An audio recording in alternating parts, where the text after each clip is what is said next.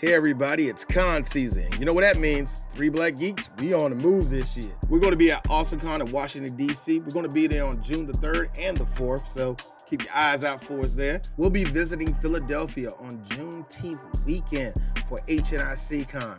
That's going to be cool. What's even more cool is what's going to happen on July 8th to the 10th. That is Blurred Con in Crystal City, Virginia. Our boy DJ Sue is going to be DJing that whole weekend. We also plan to be cosplaying, so we're going to be all over that one. July 21st to the 24th, 3 Black Geeks return to the West Coast. We're going to San Diego Comic-Con again, everybody. So if you see us on the West Coast, please, and if you're a West Coast act, please holler at us. Please, we need more fans and friends from California.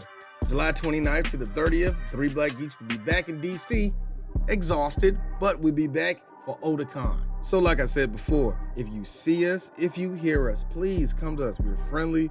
We would love to talk to you, love to take a picture with you. But if you are going to approach us, please, don't stink.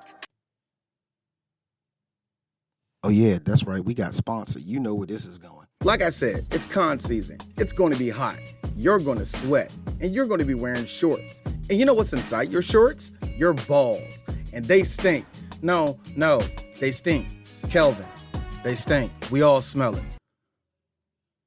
Hey, yo, Kelvin, you really need to stop this, man. You got people that love you, man. You got, stop, man. Stop that. Well, luckily for Kelvin and a whole lot of men out there, the Performance Package 4.0 by Manscaped is here, just in time for con season 2. Inside this care package, you will find the Lawnmower 4.0 trimmer. You will find the Weed Whacker for ears and nose. You will also find Crop Ball Preserver. You will also find Crop Reviver Toner, a pair of boxer briefs, and a traveling bag. The Lawnmower 4.0 is a trimmer of the future. It cuts everything. This 4th generation trimmer is cutting edge technology to reduce grooming accidents thanks to their advanced safe skin technology. And this shit is waterproof and it got an LED light on that jump so you can see everything. It's really good, man. You can do your back, your face, your neck, and more importantly, your balls. Kelvin, seriously, man, you got... This is mainly for you, man. We're talking to you. Don't worry. It gets better because you got something for your ears and your hairy ass nose. The Weed Whacker also has skin-safe technology with it, too, and reduce nicks and cuts inside your nose and your ear hole. It's going to be all nice, non-furry. Ain't going to look like pussy willows is all inside of it. More importantly, Kelvin, you can actually hear people talk to you. Like I'm doing right now, Kelvin. The Crop Preserver Ball Deodorant and the Crop Reviver Ball Toner kind of changes the game when it comes to hydration for the nutsack, y'all. Your balls gonna smell nice. And once again, you get a pair of boxer briefs and you get a traveling bag with it. So you pretty much got everything there. So all the men out there that's going out to conventions that want to attract a lady or men, it's current year. If you want to attract anybody, if you want to make sure people can approach you and not go, ugh, it's time to take care of yourself. So go to manscaped.com and get 20% off and free shipping. And use the code 3BGPodcast.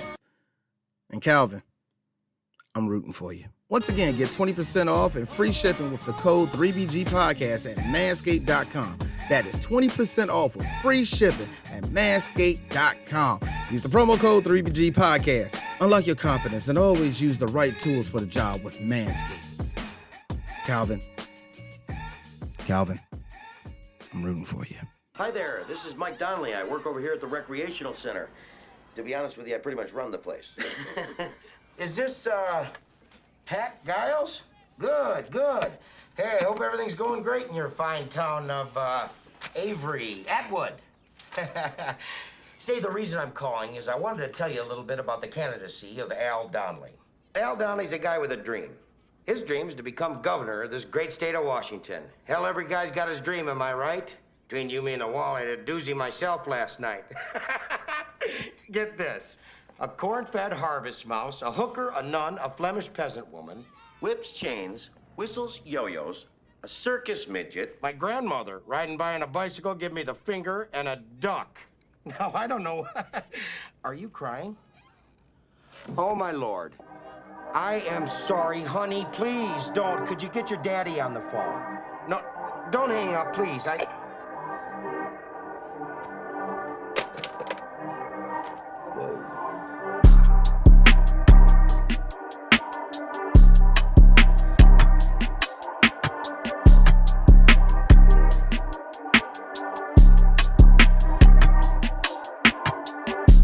kill white. You gotta fight for your right.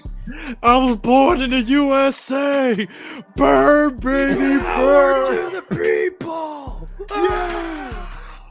Yeah. Burn, baby, burn. Don't ask what your country can do for you. I have a dream. If voting kicks ass. You kick ass, and we kick ass. Mr. Farley, exactly how high were you? Kill Whitey. Oh, no. No.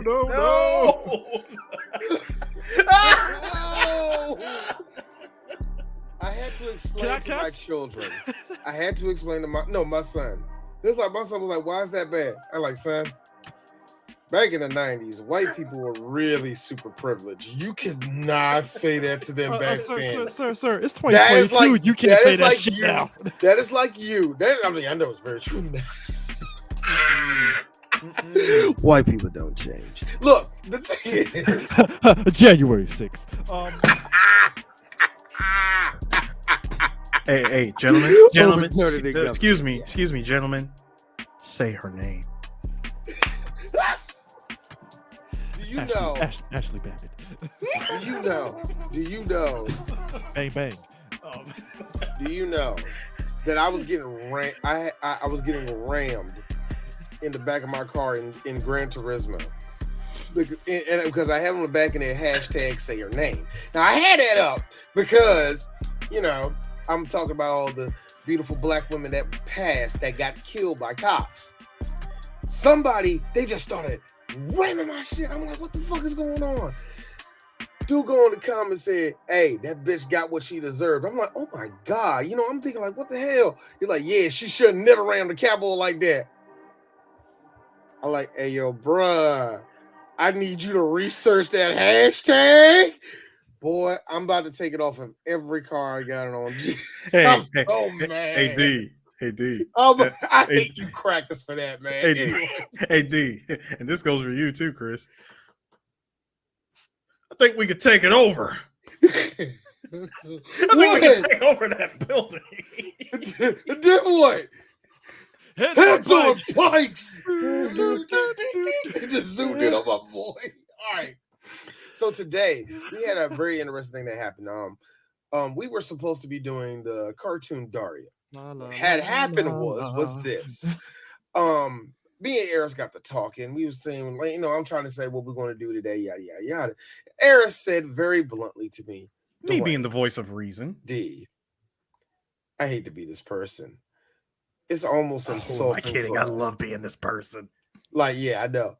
But it's almost insulting for that show to only get a 2-hour show from 3 Black Geeks and not go through all the episodes. First season deserves its own podcast in and of itself. That's what I'm saying. It deserves its own podcast. And,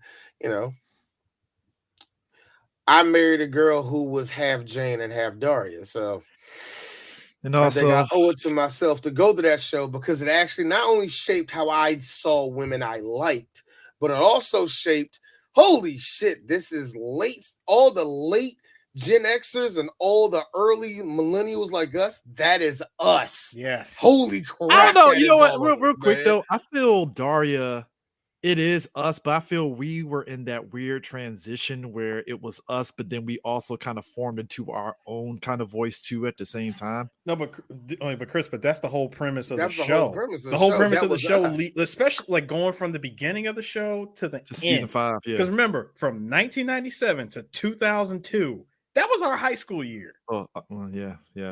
And especially for us. And that's what I was saying. Any Gen Xers that were in there and all the early millennials is in that gap. You know what? Let's just go so far as to say 04 to the class of 97 to the class of maybe 04, 03. They felt all of Daria. No, I'm selfish. Fuck them. 97 to 02. All right. Fuck. 02. Thank you. Cool. I'm with you on that. But the point is, but I was it's like this. Like my wife, I felt it. Hey, baby. No, that's cute. You graduated 05. Shut the fuck up. This show was done. The show had moved on. It was here. Yeah, it moved on. Hold on. The show was here for us. Sir. To quote Jay-Z, we're past that. Okay, we're past that. And I know what she's going to say, but I kind of represent. No, Quinn graduated 03. She graduated before you. You still are not in this. But the point is, it transitioned into this reunion. So this brought us to a good transition of talking about Black Sheep, which. So this is what we had to do. What happened in Three Black Geeks is what happens with us almost pretty much every year around this time of the year. No, we pulled that down, set 585, 16. I'm looking at Chris because he's fucking Jerry Rice, head down, looking up, ready. He's ready to go. Come on, D. Let's talk about this. I love Daria Morgendorffer, and I will bang Helen Morgendorffer. And guess what? I don't like Jodie either, nigga. Let's talk about that. Here's the thing. And I'm look, and I look over, and I'm over there, 584. I look over to Eris, and I see Eris. Hey, D, look over there. That's a wasted potential. That's wasted topics. But Eris, shh, we can do Rocco. You'll thank me for this. Look, shh. We'll still do Rocco. We're still doing Rocco. But we need to go to Lawndale too. So we're making 2 trips. 2 trips, D. We're going cross country. Eagle 9! Omaha! Nah, but like I still say the best audible before we go back to Tommy. Before we go back to Black Sheep, the best audible ever was Jason Speakman when I had us do the Perfect Weapon. Perfect Weapon was one, like I said, that was one of the best audibles ever. We do this every year. Last year, what did we do last year? We had our audible last year was what? I forgot what our audible was last year. It was a good one too. So this happens to us. This happens to us, man. But we just gotta say, fuck it. Let's do something else. But Black Sheep was a perfect storm because this movie came out in '96, and the structure of the movie is surrounding a political comedy, essentially. And if you remember 1996 for the youngins, that's when Rock the Vote started really gaining traction in terms of mainstream. Rock the Vote. This is before Vote or Die and all this other bullshit. Before it fizzled out in the early 2000s. Yeah, Rock the Vote was literally right at 96 is when it started really getting headway, especially on MTV. Mm-hmm. Big time. And you can actually vote through the phone. I think it was 1-800-REGISTER or some shit. And you could actually register to vote over the phone. That was a huge game changer because before you had to fill out a form, mail it, and do all that shit. Now you can go over the phone and talk to an operator and they'll register. The whole structure of this whole movie is surrounding the whole Rock the Vote. And I'll agree with you, D. The story-wise, it's not necessarily all over the place, but I would say you're right. Tommy Boy is more focused. It is. It's just a lot more focused. Well, I will say, what I want to say, because I know you guys have went back and forth about it. This is definitely like an argument that comes up in which is the better of the 2 Chris Farley movies. Is it Tommy Boy or is it Black Sheep? And I'm going to say the same thing that I told you gentlemen before we started recording. Tommy Boy had a better written story, but Black Sheep is the funnier movie. Mm-hmm. I mean, and it's always fair to say. We just got done talking about Addams Family, and we said it with that one. Addams Family 1 is a much better structured story. There's a much better structured story. Second one is ungodly hilarious. So, but we also a better one. Now, actually, I go into this one. I think the sequel's better than the first one. Is when I say I think Ace Ventura 2 washes Ace Ventura 1. That's just me. I don't know. It's silly as shit. Funny it's very silly. It's the funnier movie. But here's the thing, too. People forget, and maybe we probably will do these movies at some point. We forget, too, 96, them SNL movies were kicking ass in theaters. That they were. Still, this was the apex of SNL.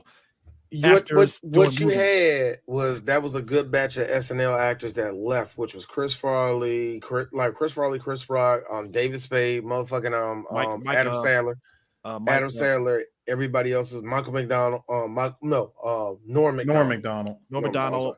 Mike Myers was like pretty much on the tail end of basically leaving. Mike Myers at this point was gone. He was already about to. So him and Dana Carvey were pretty much he was already gone. Him and Dana Carvey were already gone. Yeah, they were gone.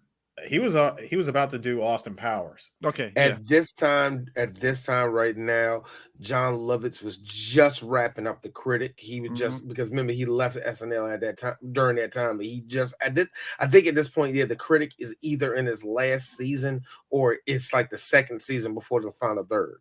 So, but yeah, so there's a lot of SNL people bouncing around at this time, and it also is that interesting time in SNL where it kind of sucked until Will Ferrell showed up. Oh, it wasn't until because basically what happened after this is like after Black Sheep, Will Ferrell came onto the scene, and boom, him and Chris Kattan did Night at the Roxbury, and it blew up.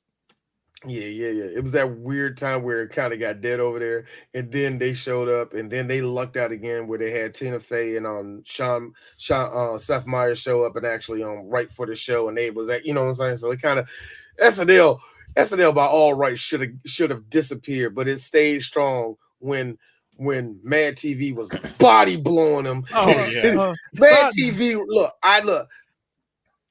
Look, the only thing I would say is this: the first 5 seasons of Mad TV were hilarious. I think once you get Mad TV started petering off once the OG cast was leaving, and we had Bobby Lee and Key and Peele were funny in that show. But at that point, when it was just SNL was running. You had lost a good chunk of the OGs that kept the funny in the house. And don't get it twisted, Bobby Lee and Key and Peele were keeping Mad TV afloat. They definitely were. They got some gems on there that are like they got some funny. They got some never gems. knew existed. You know what they I got mean? some. Now hold on. They had some gems, but let's be real. If this was a war, the two of them alone could not endure a long. Not what was coming out of SNL at that time. Remember that was, and still like. I think SNL kind of peaked. SNL has these weird peaks. They have these weird peaks all throughout the 2000s, man. Like right now, I think they're about to hit a fucking iceberg. When Kenan Thompson leaves, that's when it's like, oh shit. Hey, when Kenan leave, that chubby white girl and my girl Michael Che leave. Huh? And Michael Kate Che leave. Who? Michael Che leave? Yep. Look. Michael always got this little I'm just here for one skit. I don't really need to stay. Here's the thing too. Mad TV to me was peak when Will Sasso was running laps with them Steven Seagal sketches. I fucking died. I think hold on. Can we point out something interesting? I don't know.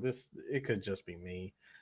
When Chris Farley died, didn't Will Sasso become our Mad TV equivalent of Chris Farley? And he worked. Yeah. It worked. He was doing the John Timberman. He was the funny fat guy. Yeah, he was doing fucking Kenny Rogers, which is fuck Kenny Rogers, the other one. It's when he did an old boy that did the Toy Story fucking songs, Randy Newman. Yeah, Randy Newman. God, I fucking lost my shit. I also like they Mad TV lucked out by getting some really good Canadian people on the show too. I think our girl Nicole Sullivan, she was the one that really kind of broke out in that show. It's really weird with her, Alex Bernstein. You thought they would have these bigger careers, but Alex, she's doing modestly well. Voice acting. And both of them, they're just voice acting. They like you would think that we'd be doing way more than what they were. Before we go back to Black Sheep, guess who's running laps around everybody low key? Who? Deborah Wilson. Yeah. As soon as she got into voice acting, she fucking took it. You know what? No, I say that because she has these roles, but she's not running laps. No, I'm be honest with you. When she got into the video game industry, it's the video game. Yeah, I forgot. She does a lot of video games too. I forgot about that. She got in the video game industry, it was done. She does it feels like to me, and I know she started doing a lot more acting again, which is great, which is a whole thing with Deborah Wilson we will not go into. But it's kind of cool that I saw her not too long ago. Like, I'm glad you're still around, chick. But anyway, over to this movie. This is where it gets funny, Eris, because you said, like you said, which is the better structured movie. What the real thing that stands out with Black Sheep is that, oh my God, Chris, you're going to go through this. You're going to go through that. And that too. Is that dry? Wait. Last time I went through drywall, and you're gonna have to go through it again. Also, we need you to roll down a hill a little bit, just doing some small shots. I want you to understand.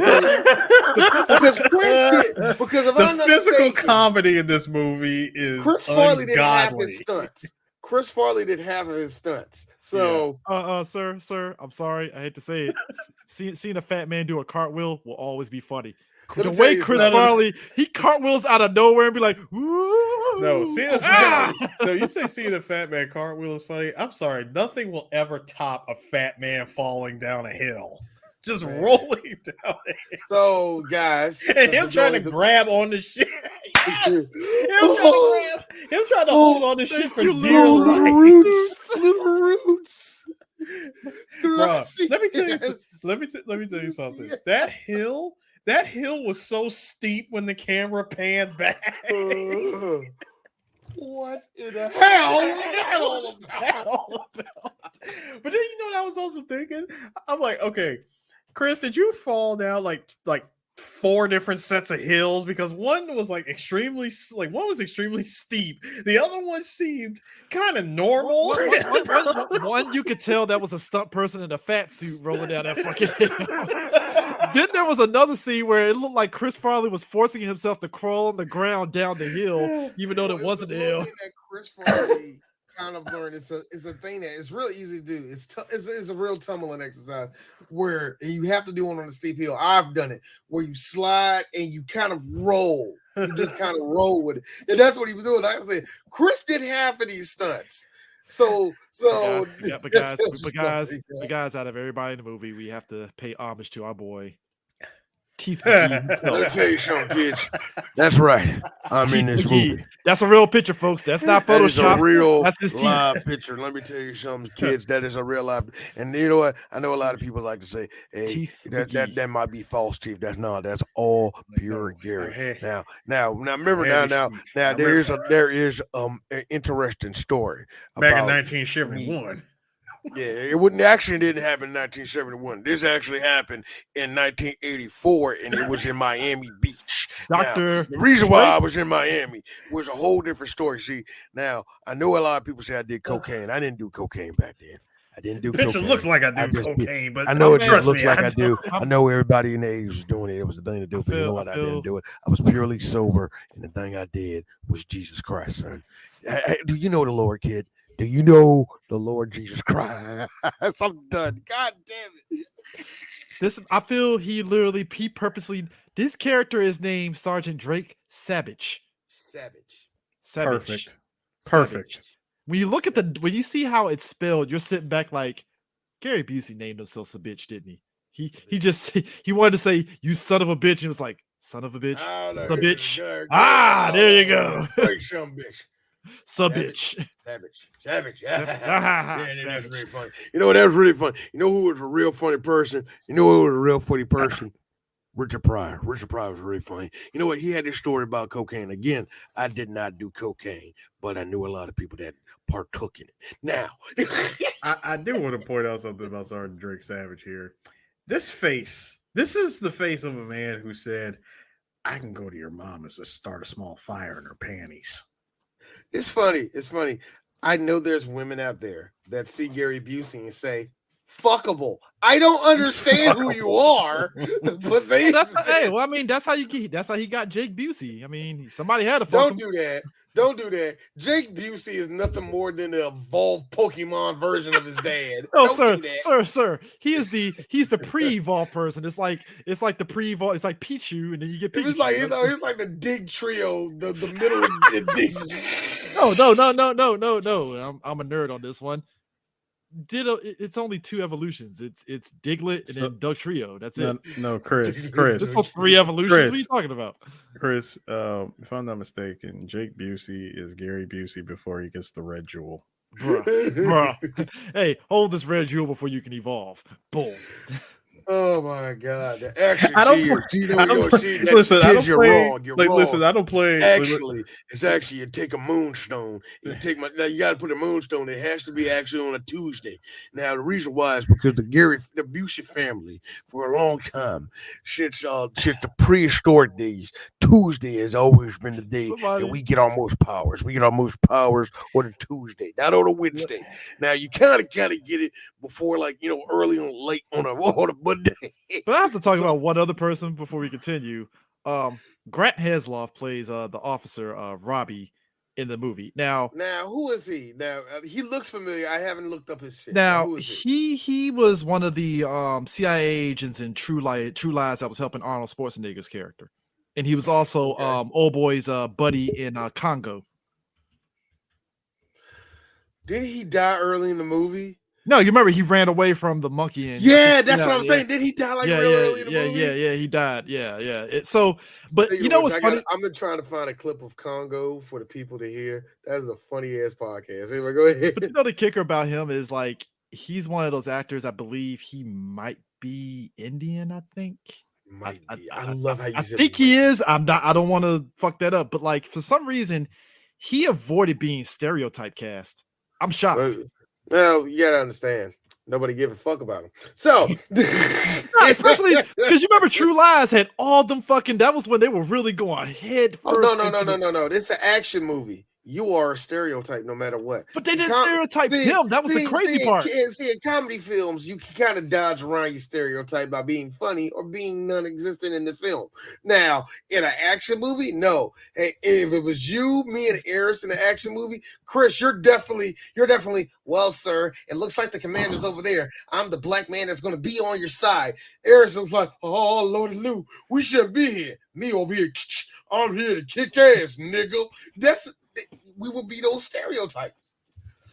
Eris, I don't think you be Lordy Lou. You be like this. I have a wife, man. There's a movie that I feel that would be my character. There's this movie that came out. It was Donald Sutherland and Jamie Lee Curtis. It was called Virus. Very weird science fiction movie about how a lightning strikes a fucking Russian boat and all the electronics end up coming to his own, and it has like some little killer AI that starts turning people into robots. Very weird movie. Point is, there was a super smart black guy on the boat that by the end was like, yeah, I did 6 years at Princeton. I'm an electrical engineer. I'm getting the fuck off this boat. And I'm like, who wrote this movie? I'm not saying it's not possible for a brother to be an electrical engineer to get himself off the boat, but I think it was Virus. Wasn't that the black dude that died early in the movie? No. He died later in the movie because he made like a bomb that could blow up the boat. Exactly. And I'm like, all right, that's cool. You use your electrical engineer to do it. And it's like, oh, and he's dead. I'm like, brother can't survive. Like, I'm sorry, Eris. Did you actually give me these vibes? I can't hold it. Y'all really do I really got to be Joe Morton? And no, Eris, you famously, and I forgot what episode 3 Black. Yes, built an escape pod and got killed. Thanks you. And now I remember that movie. Like I did what, D? You are no. I forgot what movie we were talking about, but you did a full stop. Like no. I forget. No, we was talking about. It was when it was Deep Blue Sea.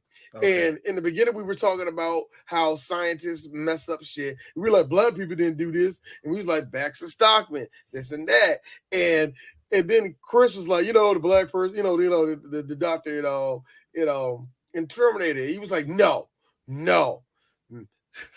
Dr. Miles Dyson did not. Yeah, it was like a full FU stop that you did. It was so funny. I gotta go back and listen to that one. The point is, not hear you trash his name. But the point is, I think it's interesting. Like when we look at this type of movie, the amount of people that's in this film. Like I said, we talked about Gary Busey. You got Tim Matheson in the movie. Tim Matheson? Yeah. He's always been, again, he's a character actor. He's never really been I mean, would you say he had like a big career or just kind of like a steady career, pretty much? Tim Matheson. Tim Matheson is who you call when you can't is what is like TV character actor. He's going to be in this film, of course he is. I remember he's still working. We need somebody to be mid-level. Can you be mid-level for us? I mean, he's still working. Dude was on West Wing. He's in Virgin River. He's a consistent actor. Like he's even in the freaking Fast and Furious cartoon as General Dudley. Let me tell you something, folks. Those type of cartoons, those are like layups for actors. It's like, hey, what are you doing right now? Do a voice actor in the Hot Wheels Highway 66 race. He's not wrong. Dude, dead serious. He's not wrong. Look at the casting list for those movies that popped up on Cartoon Network that come on during the middle of the day, and you'll be some actors that you haven't seen in years that they'll put in there to do voiceover roles. Fucking Scott Bakula playing Hot Rod. Hey, CJ, he was also Jarvis in Batman Brave and Bold. Yeah, so it's like you put him in those situations. It's like, all right, cool. Like you know, you got him, fucking Bruce McGill. We talked about him in this podcast before. He's another character actor. Christine Ebersol, she's another character actor. Like it's a lot of people in this film you've seen in the movies that pops up in different ways. Even old boy from the fucking what's his face? From the American Pie movies is in this film. Chris Owen. Yeah. You know? This is like it's I forgot he was smoking doopy. So the whole crux of this movie is Chris Farley plays Mike Donnelly, brother of Governor Al Donnelly, and Mike Donnelly is basically the brother that means well, but he fucks up in goofy ways all the time. He means well, no, he's a fuck up. There's no way of getting up there. He's endearing. He means but well. Here's the funny thing that gets me. Despite that, he has a respectable job working at the rec center, and all the youth knows him and all the rest of that. And I'm thinking at this point, oh, so he's one of those white boys in those towns that are actually untouchable. Why does everybody hate him again? I mean, like okay, so not to mention when you watch him throughout this movie, how many jobs does Mike Donnelly have? Because we've seen this guy working. He was a mechanic. He works at the fucking youth center. Get your house, nigga. Got a junky ass house, and I'm like, well, he can afford a house in Seattle if he got like 18 jobs and shit, you know. But like, what has me rolling is like the things that look at the DSP joke that just hit Eris on the forehead. The look on Eris' face like just go ahead. Like keep going. I'm DJ Sue intensifies. No, but what has me rolling is like okay, and this is where we're at in the 90s. Stairs and this is how you don't play. Now here's the thing. Eris should never gave that nigga money. This is what gets me about the 90s is how we really demonize weed, because at one point Mike is doing what do bros do, like, hey kids, what you doing over here? You smoking a little doobie? And he's just like, he's really like, yo, he's really connecting with these teenagers. Like, hey Chris, he just downed to 40 in front of those kids too. He really did. Yeah, he did. He's a do bro. Mike Donnelly's a do bro. Can we also say you snort and the thing of it is party with you. And the thing of it is, it's the most goofiest shit ever. But again, we're in a mayoral race, and in politics, any small thing that you do, no matter how innocent it is, it gets amplified as the worst thing ever. Frame it for what it is. In 1990s, now, hold on. Everybody thought weed was bad. That's now, hold on. Yeah, this was a very special episode. Now, of course, this is the 90s where stuff like that, oh yeah, that ruins your campaign. Somehow that shit works in 2016. Somehow now you could say full on with a country we are fighting with. I think Putin did all right. Hold on. How do you get away with that? Actually, the one and only black man that's Teflon, Barack Obama has whole ass t-shirts of him smoking in fucking college on a t-shirt, and he still got elected. Hey, look. Check this out. The best one was that image, and you and I always crack the fuck up at this one, CJ. The one with him with the Mexican gang. Man. Yes, it is Photoshop, but fuck it. We'll roll with it. We'll roll with it. Nah, the one look. So You don't understand. Anyway. I thought, look. I thought that shit was so real. I was like, damn, Obama really gang like that? Like, all right, shit. Nah, the one that caught me, and it really didn't catch me for 2.5 seconds, is when Obama had his head turned. He had he was doing like that, and they made that mark in his head. I'm like, that's not real, is it? That caught me for 2 seconds. Actually, the one and that I love the caption they had. Nah, me and Michelle ain't talking no more. Nah, the one that got me, this is a recent one. And I think y'all saw it. The one where they took that picture from when they took the picture from backstage when the Migos and them were rolling dice and shit, and they did the cartoon where it's Barack standing in fucking Quavo's place with Michelle behind him and shit, with the money in his hand, and it's Martin Luther King rolling dice and Malcolm X rolling dice, and you see everybody in the background. I was like, yo, niggas, take markers away from nigga art, all right? Hey, that's nigga art. Look. Nigga art gotta go, dog. Hey, that's just as worse as the fucking Malcolm X throwing Martin Luther King the alley-oop with the top of the I was telling this to y'all. Look, say what you will. Say what you will about your favorite character of My Hero. Wearing Supreme. Say what you will about Sailor Moon wearing a Gucci dress. Say what you will with Chi-Chi giving Gohan cornrows. Say what you will about all that. Why am I seeing Rosa Parks popping her pussy on the dance floor? Why am I seeing Frederick Douglass and Harriet Tubman with a picture like his hands over her like they a couple or something? Y'all niggas need y'all markers. Y'all sketch pads, your computers. You know what? Fuck all that. Harris, go to their house with a brick and slam it on their finger. Is this like early deviant art? There's another one. On a very special episode of Dancing with the Stars, I know for a fact we have seen Mary McLeod Bethune tap dancing with Mr. Bojangles, the bees and cornbread.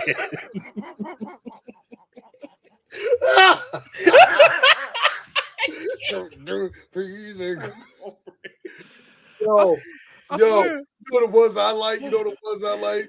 The one I saw the other day.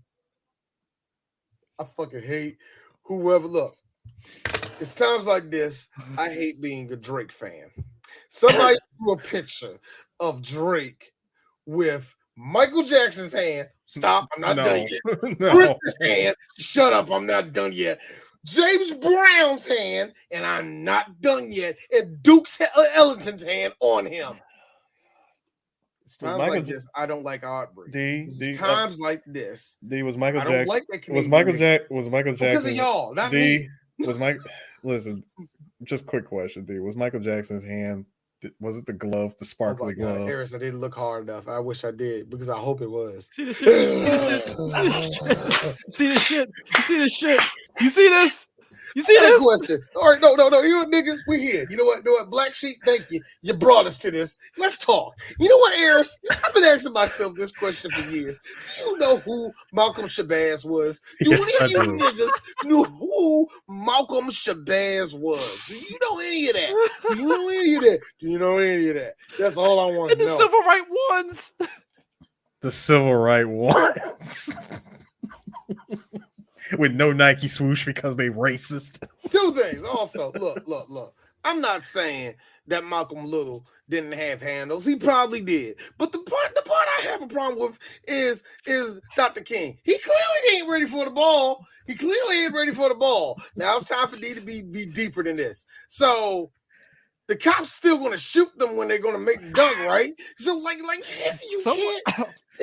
Somewhere in the United States, somewhere in the United States, a nigga got this plastered on his living room wall like he did. You know it. Somewhere this shit. Somewhere on a brick wall, this is a mural. Philly. Philadelphia. I'm sorry, Charlie. I know you're near Philly, but I'm sorry. This Wait, I got a question. This shit is over at the Okay, Rucker. okay. I see. I saw an extra foot down there. I was like, wait a minute, what am I saying right now? Oh, that's the cop in the air with trying to block Mr. it. X. This man, the cop fell for the okey doke. So it's like the point is politically, Black Sheep, all the stuff that Mike Donnelly does is the funniest shit ever. Like it's not as egregious. Nowhere near as egregious. A lot of this shit on some Bob Ross were happy accidents. I mean, look, this is the face of a man that's trying to get his brother to win a campaign. All right. Also, if I may, that moment right there, Chris, can I please?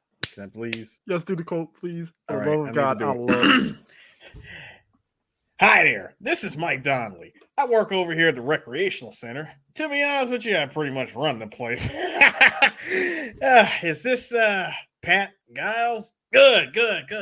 Hey, hope everything is going great in your fine town over Avery, Edward. Yeah, see, the reason I'm calling is because I want to tell you a little about the candidacy of Al Donnelly. Al Donnelly is a guy with a dream. His dream is to become governor of this great state of Washington. Hell, every guy's got to have a dream, am I right? Between you and me and the wall over here, that says I had a doozy myself last night. Get this: a corn-fed harvest mouse, a hooker, a nun, a Flemish peasant woman, whips, chains, whistles, yo-yos, a circus midget, my grandmother riding on a bicycle gives me the finger, and a duck. Now, I don't know. Are you crying? Oh, my Lord. I am sorry, honey. Please don't. Could you get your daddy on the phone? No, don't hang up, please. The pause when he's like, are you crying? Oh, my Lord. I said, are you crying? I had to mute myself because I always love when he says corn-fed harvest. When he said my grandmother on a bike giving me the finger. And a duck. Chris Farley has a way of doing those kind of things that nobody else can say. And it's funny because, again, when he said, it goes from him laughing and immediately 180 to, are you crying? Are you crying? Are you crying? Oh God. Oh my Lord. Sweetie, can you get your daddy on the phone? Sweetie. Oh my gosh. But like the whole time this is happening, like he's literally trying to help his brother, and the mayor, the former governor that he's running, Al is running up against, the current governor that Al is running up against. She's pretty much the swarmy, corrupt governor that's trying to find a way by any means to hurt Al's running, because Al at the beginning of the movie has a lead on her, pretty much. So you know what? These is going to be funny with it. Hillary Clinton. She's clearly the Democrat. Minus the corruption. Do you really think? Minus the corruption, nigga? Do you know Hillary Clinton? Minus the no, hold on. Wait. Stop. Chris, first of all, yes, she is Hillary Clinton. Half the evil. No. Actually, no. D. We don't. This isn't 2016 Hillary. What you got was 08 Hillary. No, not 08. No, yeah. 08. No. 08 Hillary will be in Congress. 08 Hillary when she was being fucking diet racist towards Barack, and I'm like, Hillary. No. This ain't gonna work. This ain't a good look. Ain't the move, Hillary. Good old. This ain't the move. I'm sorry, no. This is 04 Hillary Clinton, when Hillary Clinton had her handles. She made an all-star game. She was a part of Congress and stuff like that. Somebody tried to go low on her. That was her year. That was like LeBron going to that was like LeBron when he won the ring down in Miami. Hillary Clinton. That's what I'm saying, man. So she was already on her game. No. Little do you know, you come to find out that all that shit you just said, you come to find out that that was really just a late summer single with features. What you find out with this lady is that she is just you know what? I don't know why we're doing this. Everybody's a politician in this. Everybody's full of shit. Why are we doing this? Anyway, this lady is what people thought Hillary Clinton was, the most egregious person ever, and it's like, nah, she wasn't. Really. No. They don't think this about Hillary Clinton. The stuff they think about Hillary Clinton now contains aliens and a whole lot of pedophiles. I maybe saw as much. I mean, because everybody was like, "Well, I'll give you a vote for Hillary or Trump." You know what? I like that guy, Trump. What's the worst that's gonna happen? 2 years later. No. I hit up 5 hours later. COVID. Fire everybody. Everybody start coughing in these cups. We're gonna make COVID. That's not how it happened, y'all. That's China. not how that happened. China. China did that crap. You know what China said? All right, so check this shit out. Let's just do it to that one town. They ain't gonna be that bad. I will never. We did this shit before, nigga. I will never forgive. I will never forgive Trump in 2019 saying, "COVID, we'll be fine." 2 months later, shit. I'm mad that no. Here's the only thing I like. My favorite was springtime. By summer, it'll just go away. That shit aged like the worst. That shit aged like fucking. That shit aged horribly within 2 weeks. This man gonna say this shit like 2 months before summer. Talking about by summertime, it's just gonna float away. Like it's literally like you can legit see COVID float away.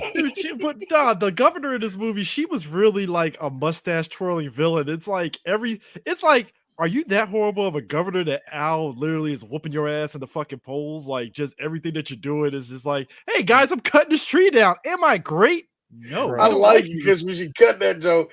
No, great rebound. Not falling out. Don't ever tell anybody that your job is easy. Great comeback. Yeah. That is excellent. Oh my God, it's going the other way. I like how Newswander and her are walking away. She was like, "Oh, thank God there was nobody there. You're fine." No, for real. But here's the funny thing.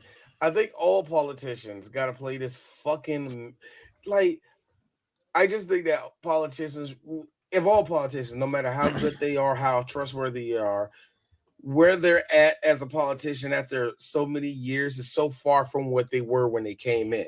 That's why I say that shit with AOC. It's going to be funny in the next 8 years. Whether she stays around with us, it's going to be funny how she evolves, how she changes. That's if she stays in Congress. But you know what I'm saying?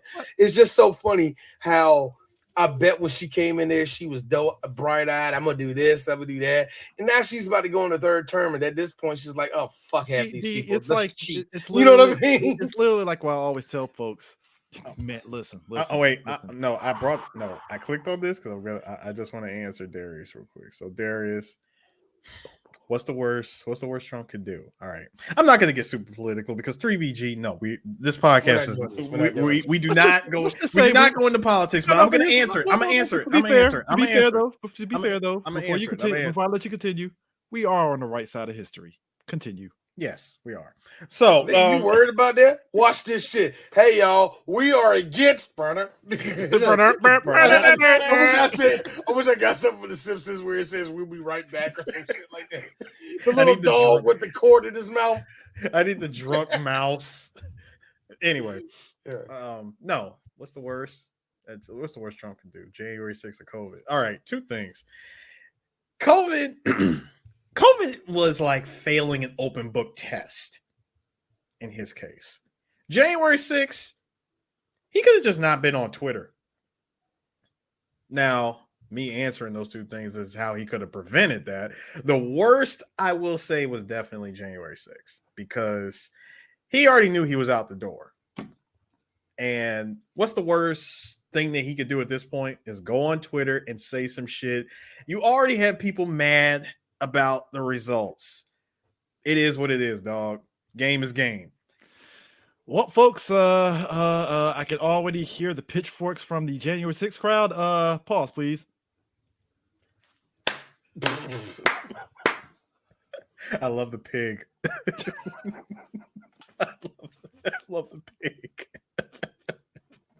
The fact there's a bag that says churches. Nah, but seriously, but you're right though. It's like she's really it's like everything that she's throwing at Al, it is minimizing the distance between them, but he still is the fresh face that's going to probably end up beating her out. And the fact that and the following people are gay.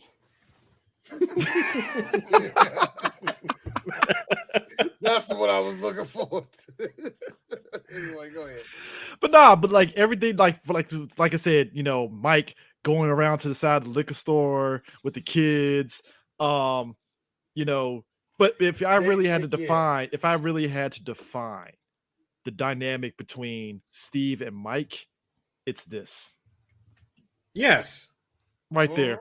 Yes. Right there. That's it right there. That's everything. It's like one person, Mike is over the top, and Steve is just like, come on, dude, can we just pass out flyers? Like, what are we sorry, hold on. A T-bone steak. I was just looking at that too. A T-bone steak for $1. No, wait, go back to that. Go back to that. Throw that back up. $1.19 a pound. Ooh, that's the nigga. That's 96 prices, buddy. Nigga, think about it, man. Get a 15 pounds on man. Oh my god.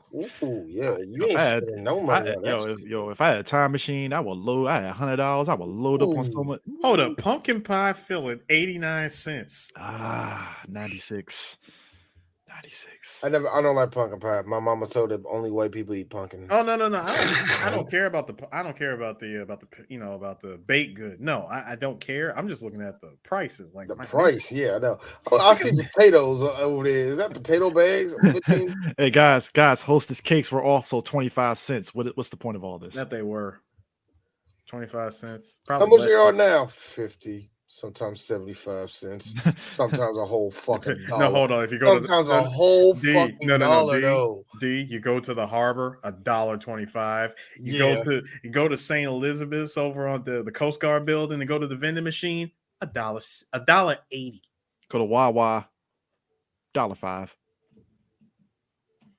Not enough to feel the sting.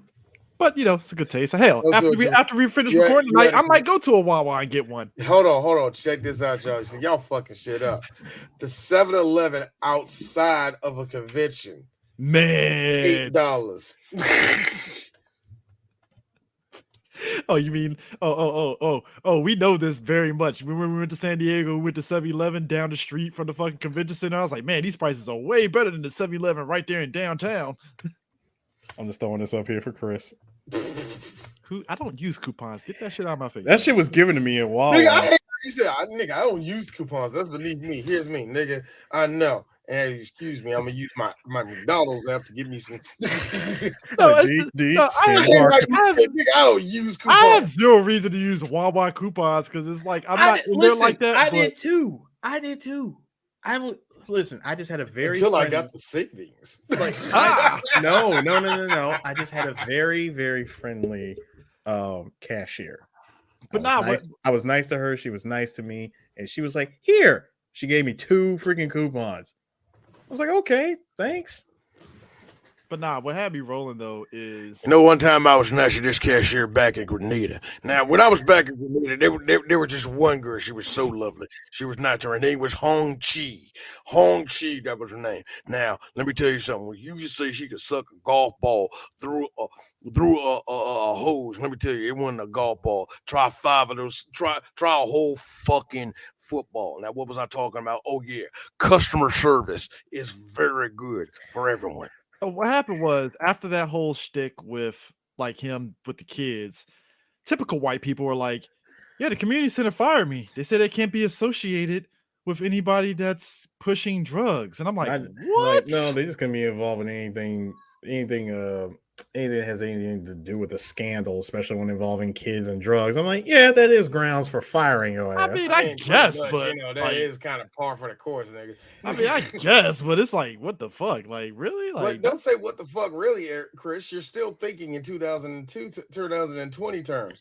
Think about it. It's back then. It's back in the 90s. Bop was still on the radio at this point, nigga.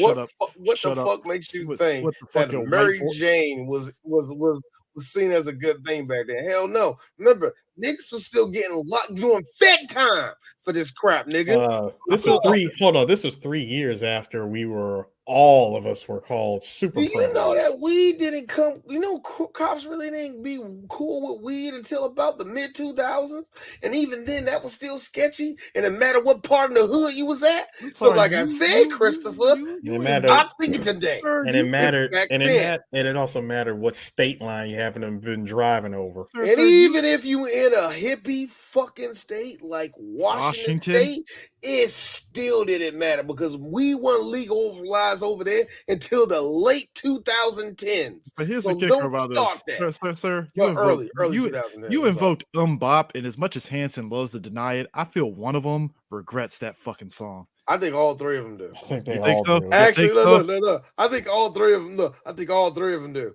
There was a lot of grown men. Anyway, it just got really dark. Yeah, because right around the time we graduate, you look, 9/11 happened. Hanson's career. Yeah. They were done. Bop wasn't helping fucking 9/11, was it? Nope. Look. I tell you this right now. Hold up, when fight music doesn't help. Hey, them planes hit them towers. Everybody was like, "Fuck Hanson." I like how I remember. Fuck being happy. I remember DMX put out Great Depression, and all these fucking writers was like, "The Great Depression, you're trying to depress us during 9/11." And DMX like, "Nigga, fuck you! I was just making an album." Nigga, I wrote this shit 2 months after Party Up. Leave me alone. Look, ladies and gentlemen, this is DMX reading this is DMX reading reviews. There you go, ladies and gentlemen. Which actually, funny enough, Hanson was actually part of Allen Def Jam.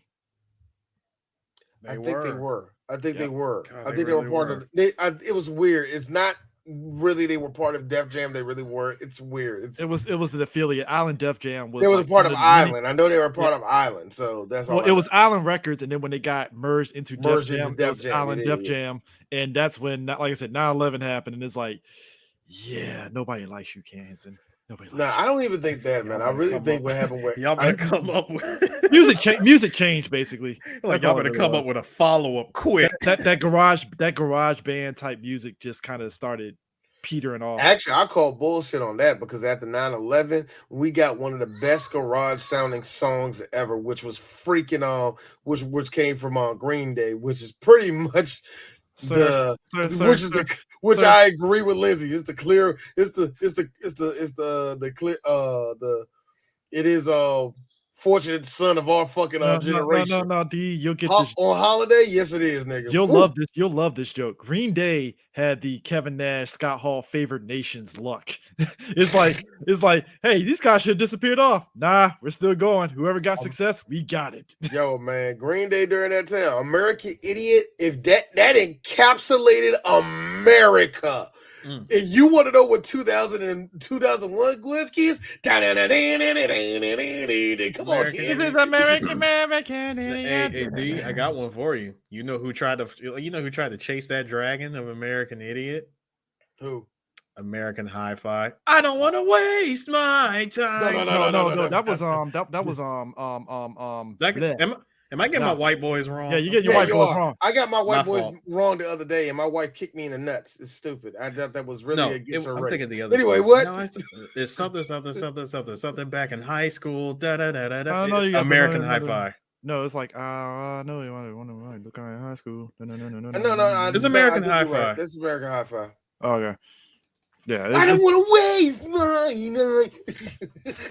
I hate that music. Oh my God! Look! Happy White Rock. Happy White Rock. That's what I gotta tell you something, white people. Since y'all kicked all the niggas out of rock, y'all have been on a steady decline of shitty rock music every year. Every now and then, a good one come across our way, but real talk, y'all haven't made nothing good. Actually, no, you're wrong. It wasn't them. It was fucking Sum 41. Sum 41. Thank you. 41. Sum 41. That's what I'm thinking of. God. Canadians. Goddamn Canadians. I'm glad nobody in the comments is lighting our ass up over that shit. Thank God.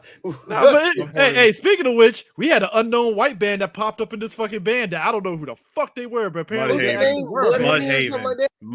It was Mudhaven? Mudhaven. Wow. They're a real band, ain't they? They have to be a real band. Here's how I know. all three of us were MTV kids. We watched MTV. I like the box. Early Headbangers Ball. Mudhaven was in Headbangers Ball. That show. I guess. Yeah. So I kind of do remember it, but yeah. Hey, Chris, I was an MTV person, but I'm sorry. I wasn't as white as you. I watched fucking You didn't watch Headbangers Ball? I watched The Basement, nigga. Headbangers Ball. I tune in like whenever. I'm sorry. I forgot MTV. I forgot to say. I'm sorry, dude. I'm a Negro. I watch your MTV raps like every African American nigga. I am a man of culture. I diversify my bonds. I watched Headbangers Ball. I watched. I did not The Basement. watch it, I watched The Basement on BET, Rap City. I watched it. I watched everything. It's kind of funny to me. I think Rap City was probably the most influential of all of them, to be honest with you. I think just because it stayed around so long, I think it was probably just the best one. You know what I mean? I mean, anyway, dude, I had to get out real quick. Fucking the Canadian Infinite, the dude that did the shit for Street Fighter 3 popped up on Rap City for like a hot second. Yeah, man. Like, I mean, but like I said, it's just so at this point. Two white guys who probably was there on January 6th back in '96 pop up at the rec center. Sorry. I'm so sorry. I believe it was Mud Honey. Not Mudhaven. Close enough. I mean, but two white guys. I'm just saying it wasn't promise. No, but two white guys who definitely was there on January 6th show up to Mike's door as he's emptying his stuff out at the rec center. Decide, hey, guy, who they pull some daredevil. I gotta set my DDs because apparently they already put the gasoline line all over the fucking thing. And I'm like, it's so funny because even in these movies, they always have this like scene where it is like that, where, well, it's time to pack all my things. And it had that type of moment just to speed into the oh my goodness, something's happening moment. They light up a match and just staying on the this ground. Dumbass picks up a whole ass garbage truck. Oh! I love the part that the fire intensifies. No. The best part was somehow while he was in the back packing up his stuff, he didn't hear the sound. No, he didn't hear the sound of people coming into the rec center and just lacing that place with gasoline. I mean, nobody. Leaving a whole footsteps. No Those footsteps. Dudes had boots on. These guys ninja'd their way into the rec center, poured out all the gasoline, leaving a trail of it behind, and then having the nerve to drop a one-liner on Chris Farley saying, "You know, you really shouldn't play with matches." Guys, people, folks, I want you to understand something. She's running for governor, not president, and she's already got arson on her fucking name on tap of being convicted for already. Yes, of course. She's running. If it was president, I would understand. I'm not saying it's right to burn down a rec center, but it's like, all right, you running for president, fine. You're running for governor of Washington State. Christopher, again, you're missing out. See, there was no internet, and the height of concern was way smaller than it is now, Chris. I know, but it's fucking hilarious that it's like you lived during this year, nigga. You know. I know. Bill Clinton got elected in '96. I understand. There was a reason why Bill Clinton's brother didn't talk. He didn't bring a brother around because that nigga talked too much.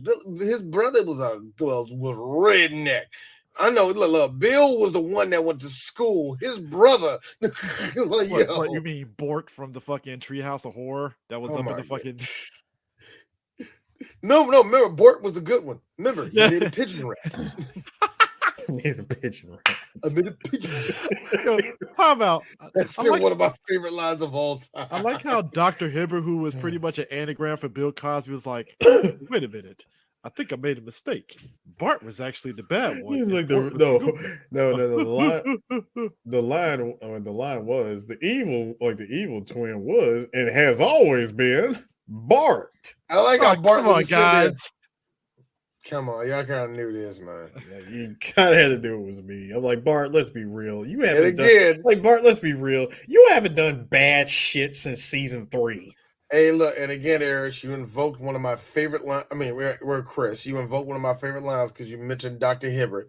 Dr. Hibbert, I think it's conjoined twins. And hillbillies want to be called sons of the soil, but it ain't gonna happen. Ain't gonna happen.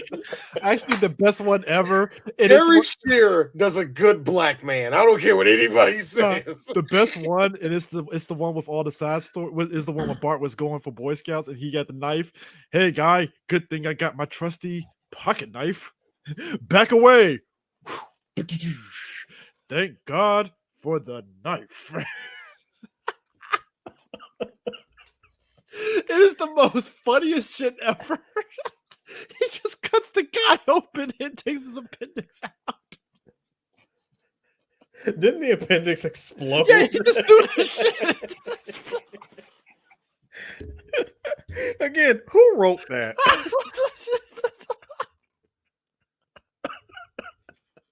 Yo, he chucked the shit. I mean,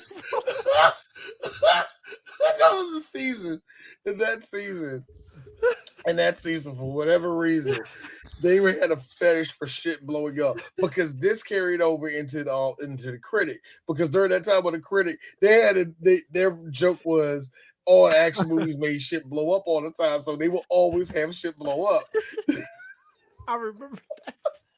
So this was at that same time. But nah. The knife. So they're driving This man's away. appendix is about to burst. No, hold on. This nigga, Doctor. Wait, go ahead. Bill Cosby sweater rolls some shits up. Oh God. Oh man, Oh, fucking between no. him and fucking Hank, fucking old boy from the fucking 007 shit. Hank. Wait, Hank Scorpio. What Hank Scorpio. But no, seriously, guys. Hugh, No, he burns it down. He's like, a guy, whole rec, I didn't blow it up. a whole I rec, swear. a whole rec center being burned down, and the guys they take off and run. TMZ's right there taking pictures and shit. I know, right? Like his freaking Dudes in cop the friend, bushes. his cop friend shows up and says, "Like, what the hell?" First of all, David Spade, hi. Where the hell were you this whole time? Exactly. What, Oh, you he's be on the jerking phone off call, or something? Man, doing Jesus. David Spade stuff, making He's like, Mike, smart how the quips. hell did this happen? Probably, at his local Starbucks, getting a coffee, coming back, This man tells him, "Listen, Giving the old woman Did the you get- finger. so did you?" Speaking of which, Ah, you got a chubby there. Move speaking out of the which, way, that yo. woman- fart. Like I looked her up. That was her only movie. Oh, Aw, but she made an impact for me. She did. She You're was playing- horrible. She made an impact for me by saying, "Oh, you're playing pocket pool there, son." You got it, chubby. Going there. Oh my god, man! I've It's always like- wanted to know because I know this was a thing that David Spade did with the whole, "Hey, I got a souvenir for you." And I got something for you. And he throws out the middle finger and stuff. I always wondered, did anybody ever do this? I What mean, Gen Xer did this? 2020. I just say, hey man, I got something for you. Whoa, I got D. another one for you. Whoa, I got D, another whoa. one. That's a year I was born in 1960. We seen in AEW Eddie Kingston, his crew against Chris Jericho and his crew, and they did the same thing. Like he's telling Chris Jericho, "Oh, I think I got it in my pocket." Oh, and the crowd's eating it up, and then the other guy's like, "What do you think?" Oh, and Chris Jericho like, I won't accept you giving me the middle finger. That type of shit, I mean, I really yelling in Long Island. I really do mean yelling that. in. My wife was there on January 6th. I really do. Stop it! For the love of God, stop it! Wife Stop was it! there on January 6th. Stop it! That could have been her. Stop We it! said say her name for. No. Anyway, go Stop. ahead. Screams and stares and Fozzie. Stop all of it, please. Stairs and Fozzie. I just honestly want to know what Gen Xer came up with this. Some dude named Devin. No. One dude, bro, by the name of Fred Wolf, who wrote this movie. He's the same guy, Fred Wolf, who wrote such illustrious class. Actually, he is part of that SNL group because he wrote Tommy Boy, Black Sheep, Dirty Work, Little Nicky, Joe Dirt, Dickie Roberts, Without a Paddle, House Bunny, Grown Ups 2, Joe Dirt 2. Yeah. And Yeah. guess what? This movie was he's Adam This Sandler. movie was actually this movie was directed by a woman. Yeah, she's the one that she directed of the first Wayne's World. She's also part of that whole Lorne Michaels SNL kind of group, basically.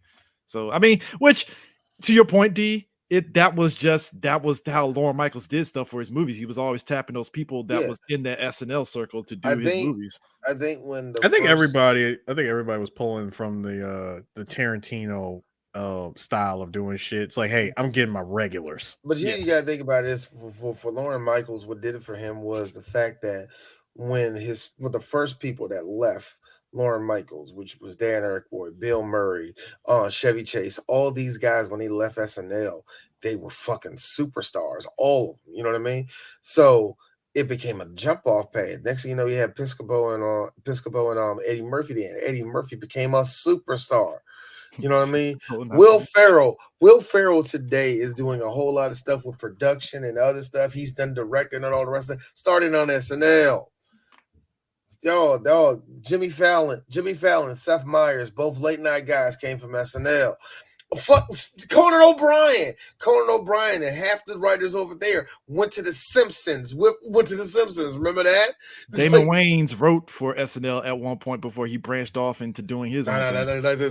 No. See, Lorne Michaels need to eat that L. That was an L that he get that flew right in his face, and he rightfully should. Well, I think the history of SNL shows that there have been some shows that have curb stomped SNL, and Living Color being one of them at one point. Yeah, so it was kind of funny too, and I think that's nothing to shake at because if you look at the cast that they had at that time, granted the comedy probably was nowhere on par as it, but you see the people there was like Phil Hartman, John Lovitz, I can't really remember the cast like that. That's when Mike Myers was still there. That's when all the rest of those guys were still young during that time. Young kid.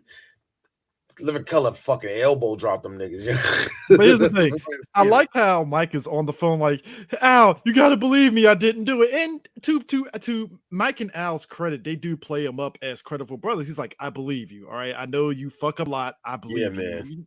You didn't burn it down. It's all right, bro. It's all right. I mean, there's a thing of probable cause. I mean, he did just get fired.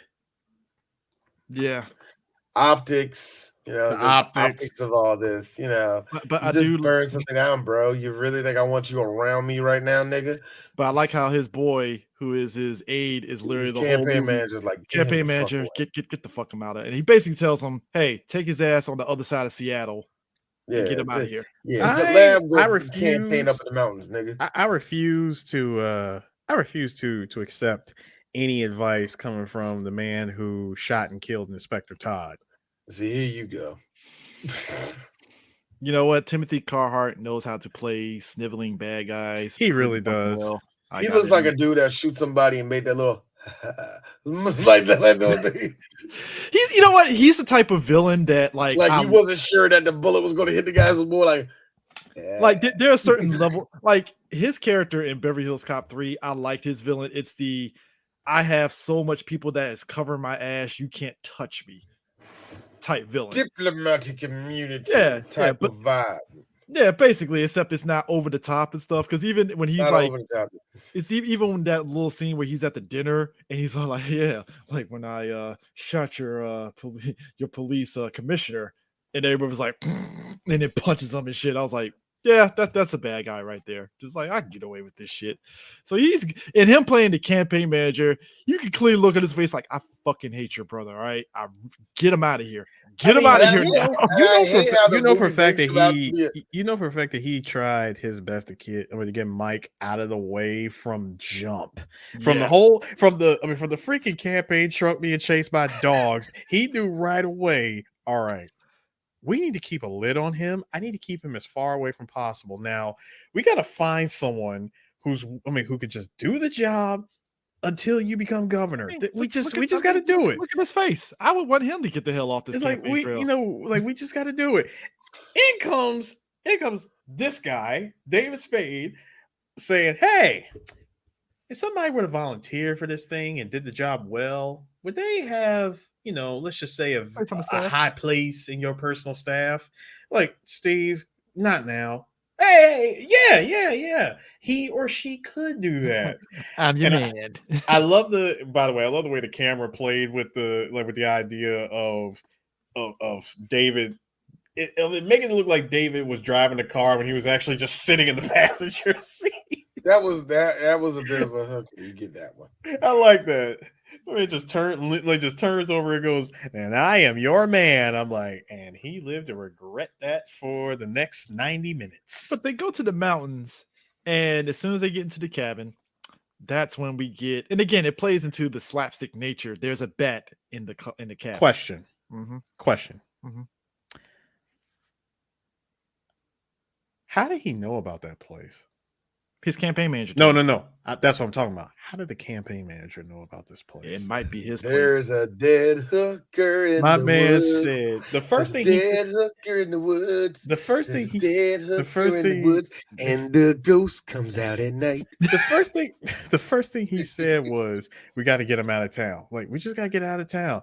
Look, I know a place far out of town," and I'm like, okay, bruh, you're the campaign manager. What the hell do you know about this place? I mean, because there's a dead hooker in the woods. There's a dead hooker in the woods. Dead hooker in the woods, and that ghost goes boo.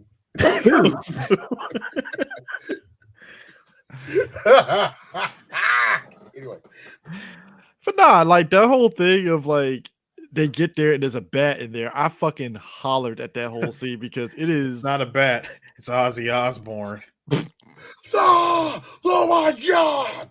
That type of bullshit. I like how after all of that, slapstick, the way they do it, they get a sheet and you just see the bat darting around like, he's like, come on, let's get eye, touch my hand. Come on. If this doesn't work, I'm sleeping in the car. Dude, him beating the shit out of his fucking head like, he's kicking me. Why are you kicking me? He's gnawing into my skull. You're aggravating it. He threw the shit. No, the one that had me rolling, he was like, all right, I got an idea. We sit there and we turn off the lights. It'll confuse them. That's a moth, dumbass. No. Chris, you got that wrong. Hold on. He said, hold on, I got an idea. You hit the lights. I'll open the fridge. Bats are attracted to light. Right. They'll fly in the fridge. I close the door. End the story. It's like that's moths, you dumbass. Yeah, right. I knew that. I say this, the laundry room. He really made it sound like it was a good plan. All right, so I was in Cali at the time, right? And in the laundry room of the dorms, I was doing my clothes on Friday, right? So I'm walking towards the door of the laundry room, and I'm looking at the door, and I was like, "What's that thing on top of the dryer?" Right? And I'm thinking, all right, it might be somebody's clothes or whatever. I'm edging towards it, and I'm like, that doesn't look. Is that a bat? Son of a bitch! And the bat literally started flying around. I was like, "Fuck this shit!" And I fucking dived out of the fucking room. I was like, "Fuck this shit! I'm done." I'm sorry, y'all. I'm sorry. You gotta understand something. For Chris being taller than both me and D put together, and him having a black sheep moment like that, dude, I tripped, fell, and I crawled out of that. I was like, "Fuck this shit! I'm out!" Like this man dived out the room. Okay, I have two experiences with bats. First one. I used to have this one bat, no bullshit, slept in my window. Get the fuck out of here! You just serious? chilling? Wow. So much that there was a shit pile. Okay. No. Guavo, sir. It's guavo. Damn it, Chris, you beat me to it. The guano. Second one is the hilarious one. So, it's North Carolina. I don't know, sometime late 90s. I forgot when this happened. But around 4th of July, Roman candles. Lighting Roman candles. Doof, doof, doof. One goes up, hits a bat in midair, right? Falls to the ground. Just see a flame coming down, right? And we're laughing because we're like, what the fuck? We hit a bird. So we run over there, find out it's a bat. my cousin, being a fucking psychopath that he is like, man, that shit's all right, man. He ain't worried about motherfucking. He like, you worried about motherfucking bats and shit. And he lights the fucking another motherfucking Roman candle. He shoots it at the tree behind him. Bats. Whoa! We're like, ah! We just run. That whole If you want to know where we were at, and you want to know where we're at, oh my God, we're country. A fucking cemetery. Don't ask questions while we're shooting fireworks in a cemetery. You're not country. Shut up. Don't judging me. It was funny because the bats got us out of there. I ain't never been in a cemetery ever in the rest of my life ever since then, because that was God scaring me. The whole sequence of events that happens when they get to that cabin is hilarious because they're out in the country. We already talked about this scene here. Fucking hilarious. Little roots. Little roots. Also, it being the Spanish subtitles just makes this even more fucking hilarious. It's giving me like gracias. Now I want to watch Black Sheep in Spanish just to see that part. Oh God. But this scene here. So early in the movie, David Spade's character gets his car stolen by Gary Busey, Sergeant Savage. Yeah, Great Savage. So he finds out where his car is, and we get a fucking hilarious ass scene where this happens and they're fighting. I like it because David Spade shows up. Like now, the reason why they're there is because they want to see. There's no TV, and internet is non-existent for the next 2 and 3.5 years. So they have to find a way to, So they say we got to find a TV. So Chris go, hey, I know a place that has a TV, and they go all the way up to the Gary Busey spot. He's like, of course you know this place. Now, David already been up there. He already seen that he's up there because that's where his car is at. Because Gary Busey took that shit because, you know what, David Spade, you're a fucking dick. You are a fucking dick, nigga. Anyway, so they go in there. They see him on television, and David's like, I gotta go pee. So he leaves the little bus, and because it's a bus. It's not a house. It's a bus. That's the best part. Looks like nobody's home. Yeah, I met this guy. Nobody is home. So he goes out there to pee. Next thing you know, Gary Busey, with the intensity of 50,000 stars, shows the fuck up, saying, "Let me tell you something, boy. You on my property." What makes it really funny? You're in the wrong area, soldier. What the hell are you doing in my perimeter? What makes it so great is that you're hearing peeing constantly through this whole constantly flowing, and during this 4.5 minute conversation. And I have to say, that is pretty sharp comedy because certain questions make it rush out more. Yeah. Like, oh no, man, God! My line from that was like, what the hell are you doing in my perimeter? Sir, I'm not a soldier, and I don't know if you read USA Today, but the war's over. You can move on, let it go. Who told you that? Charlie.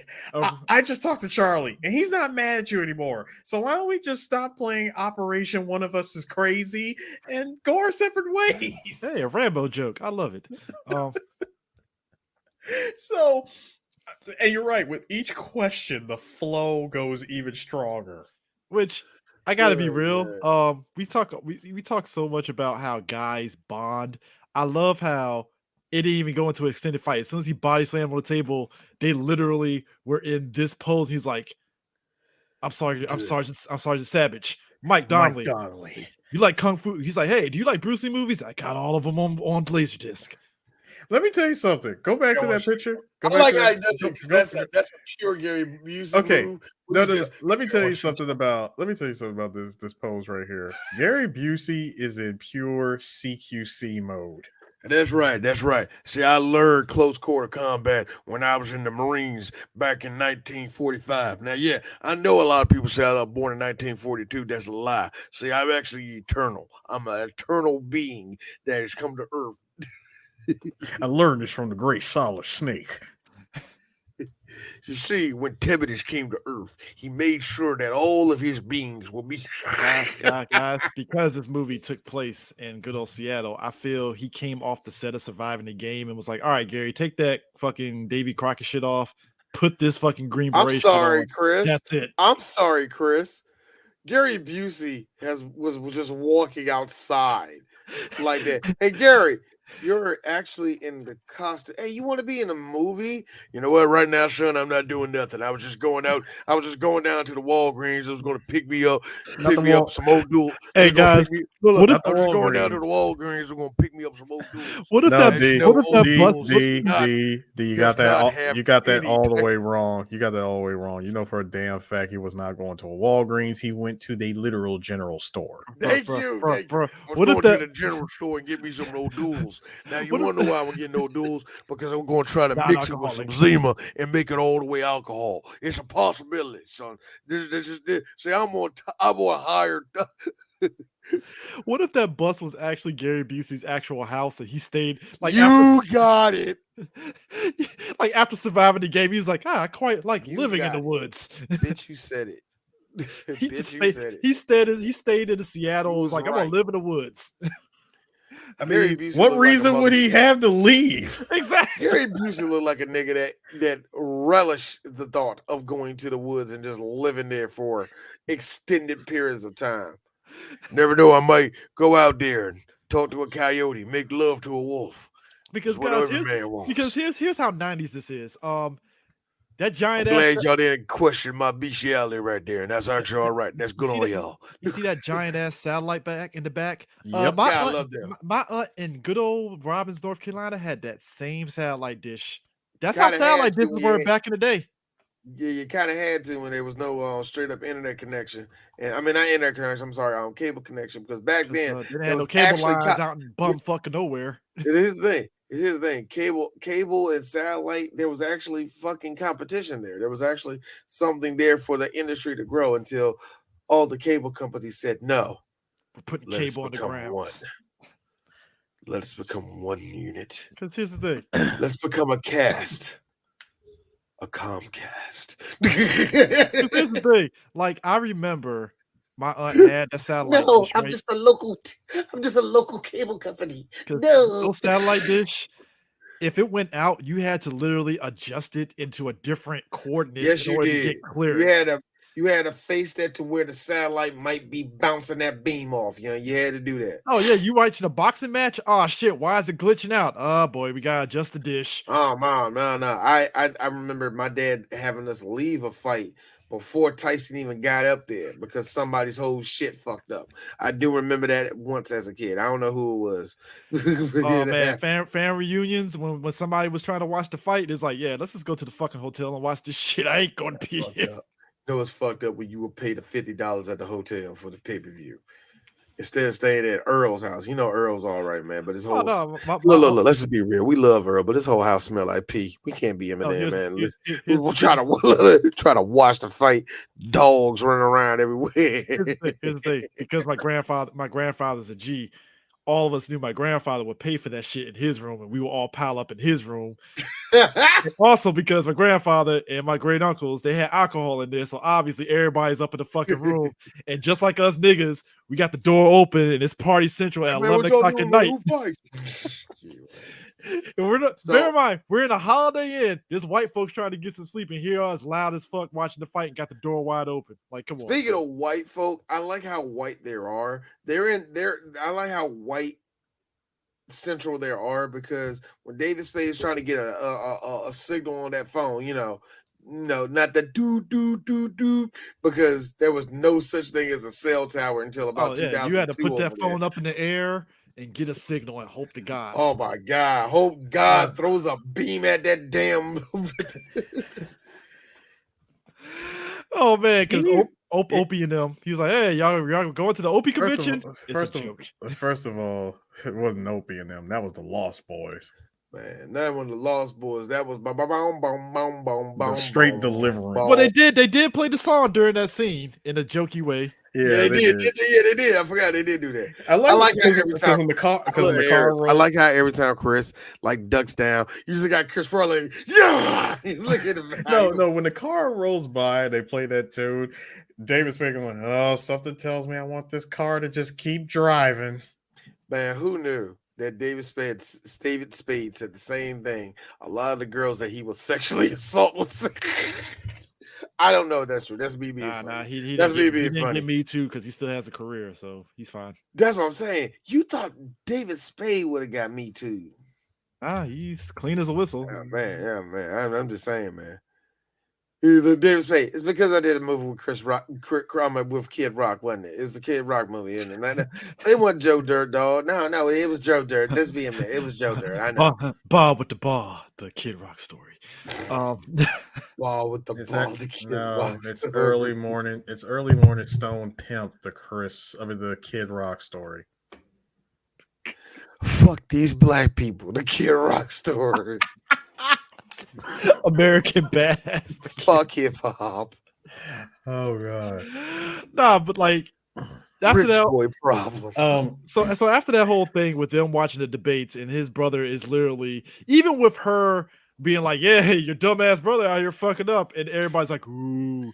And I like how let's just stick to the issues. I missed that when Americans saw this and they stuck to the issues and no speculative bullshit ever. Yeah, I like you miss said, when the that internet, never the happened in internet politics in was. America. Well, you remember, yeah, the internet was still in 56K AOL era, so information wasn't abundant, so you had to. I wouldn't even say that though, Chris. I think people just memes were non-existent. And also, just real talk, man. As mankind keep going forward, the more gullible we all gonna fucking be. You know what I mean? We're just gonna be gullible. But he's right. He was like, yeah, he did what it would work today, and I did like that moment when he was like, yeah, my brother fucks up, but you know what? I love my brother. But let's stick to the issues, guys. Like, yeah, man. What I liked was how he flipped it. He flipped the whole thing on the rest. Not even just from saying let's stick to the issues. I remember he said, yes, my brother has some problems, but you know what brother doesn't? You know, similar to how Governor Tracy promised to help people with help people with issues about 6 years ago. Oh.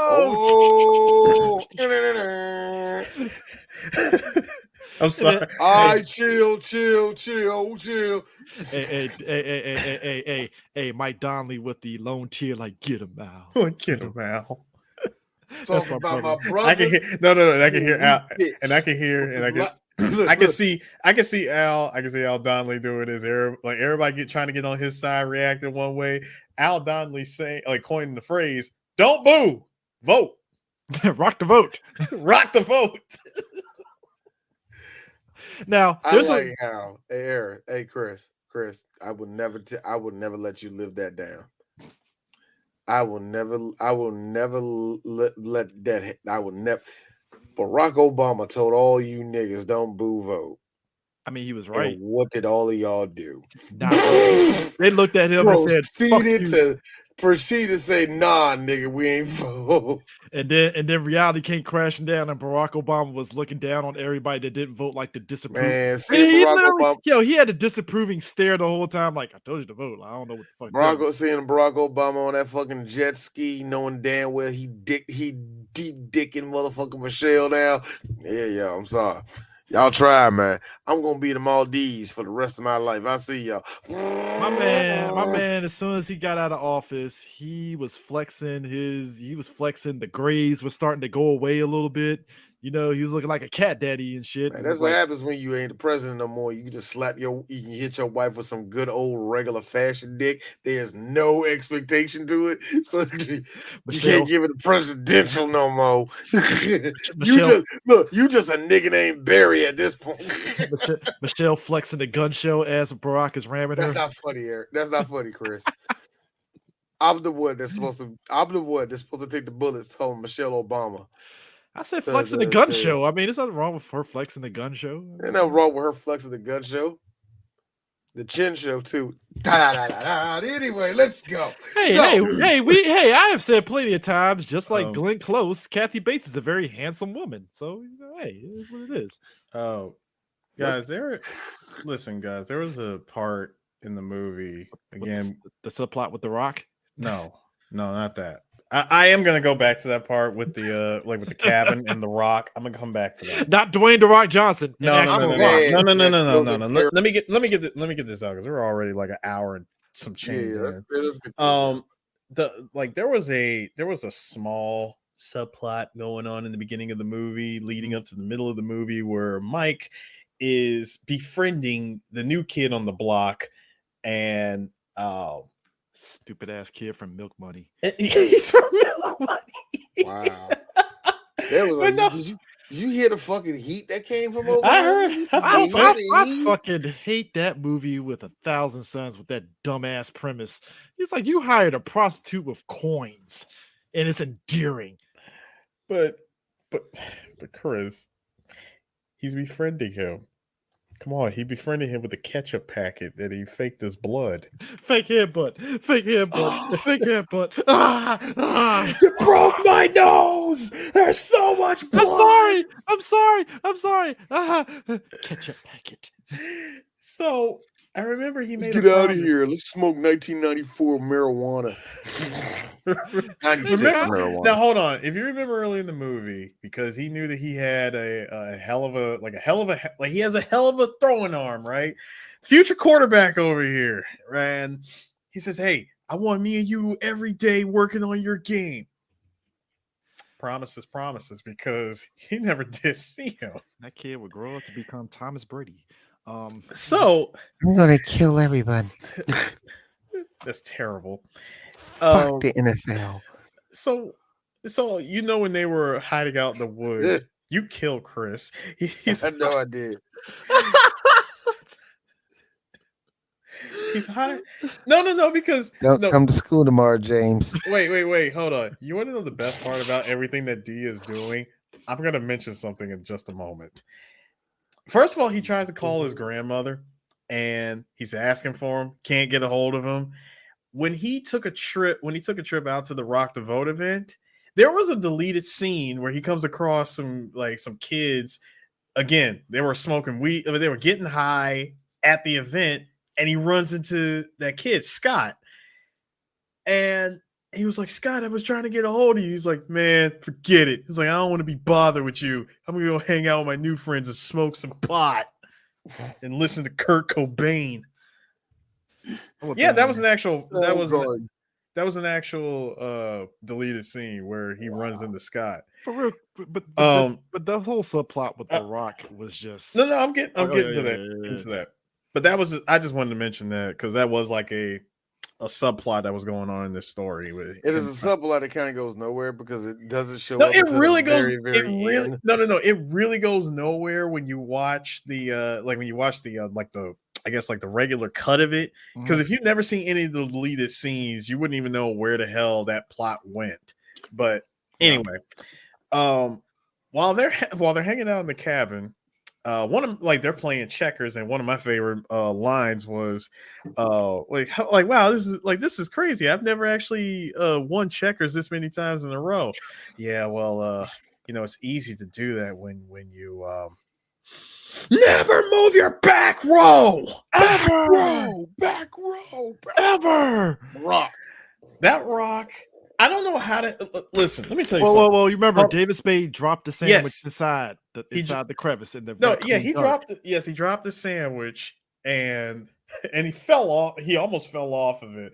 But just the way that this Rock was holding itself together was ridiculous. It's like my phone is the Rock right here, and this damn boba tea cap is the little ass Rock holding it together, like balancing this damn thing. And all it took was just a single shot of bird shit to just knock it over. See the bird circle. The bird was circling. Straight B-52 bomber over here. Just that nigga saw an ant on top of that. I bet I can get that motherfucker. All you heard was splat, and the Rock just immediately said, "All right, green light," and just rolled. I like how That thing showed to block the hell out of that whole house. Everything moved forward. Dude, everybody's going, what's going on? That, oh my god, that's really not normal. And then the whole house. Now here's the thing.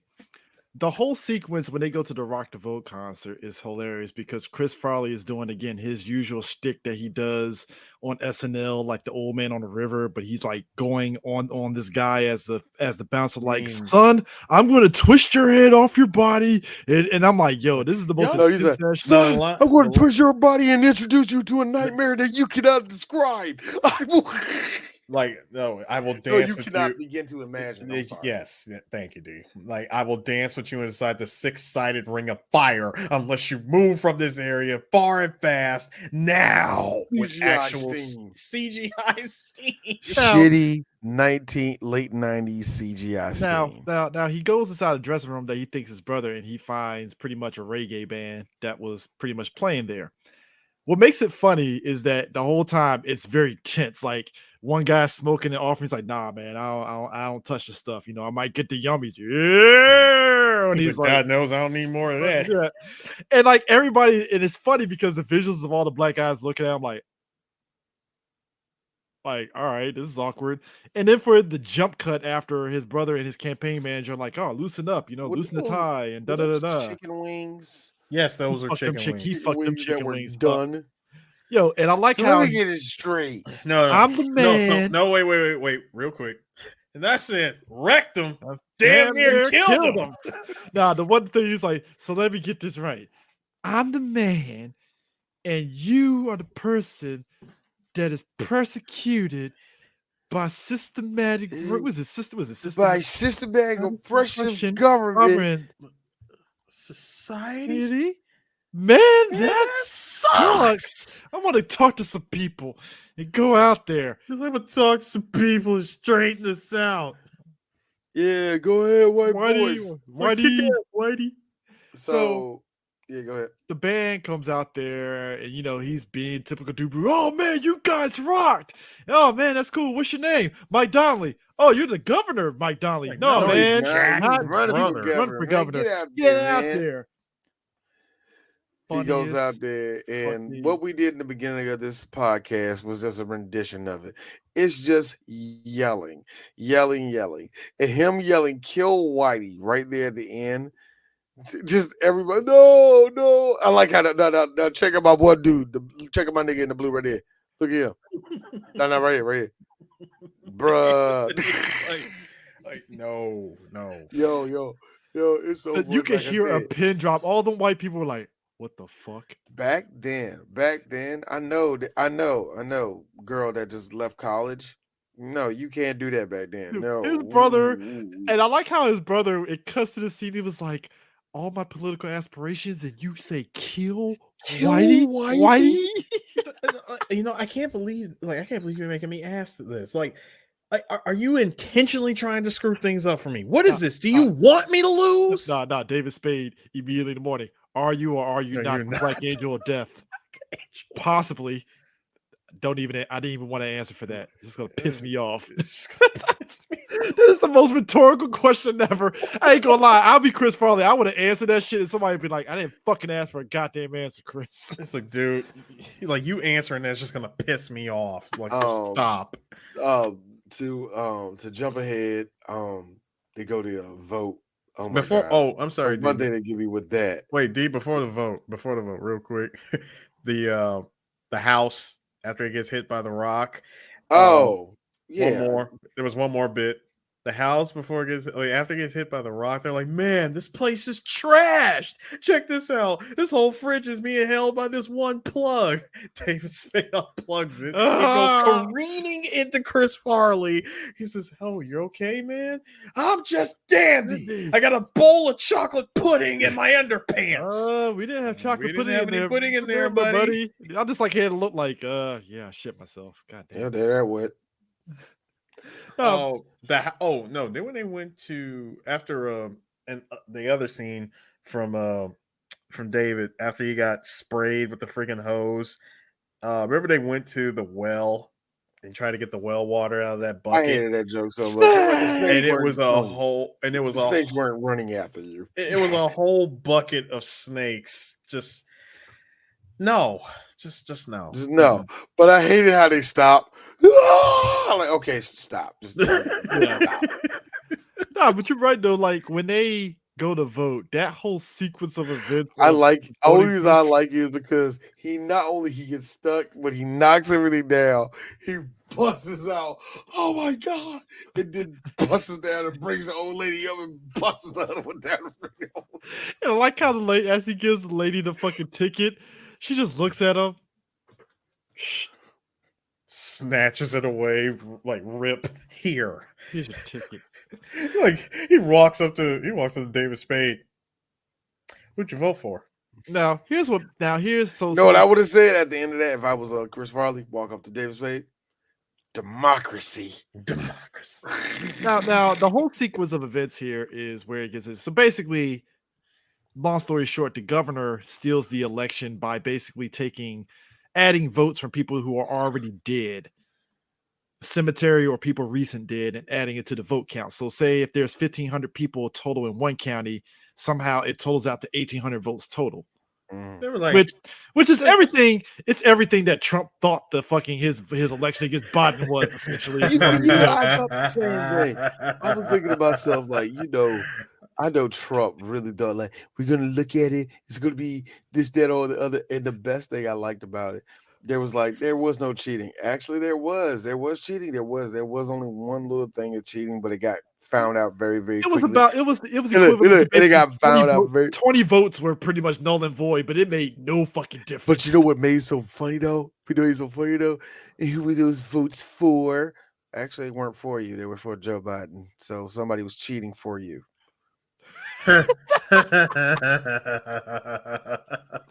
You know what? I don't know what's more embarrassing. That you're trying to say that the other side was cheating and there's no proof, or when there's something found, it's like, yeah, I told you somebody was cheating. It was somebody trying to make you win. Oh shit. Oh, I got it. I don't know nothing about that, dog. Sorry, my bad. Once again, Republicans. We're just gonna say that they just stole the election. Just don't say nothing else. Don't say bring up numbers. Just say they did it. All right, y'all. No. Once again, it just goes right back to what I said. Motherfucker, just take the L. Apparently, it was enough for Ashley Babbitt to get on a fucking plane. The only people that takes L's are lesbians and people that don't have money, which is everybody and not me. Ashley Babbitt rolled in there and said, "YOLO."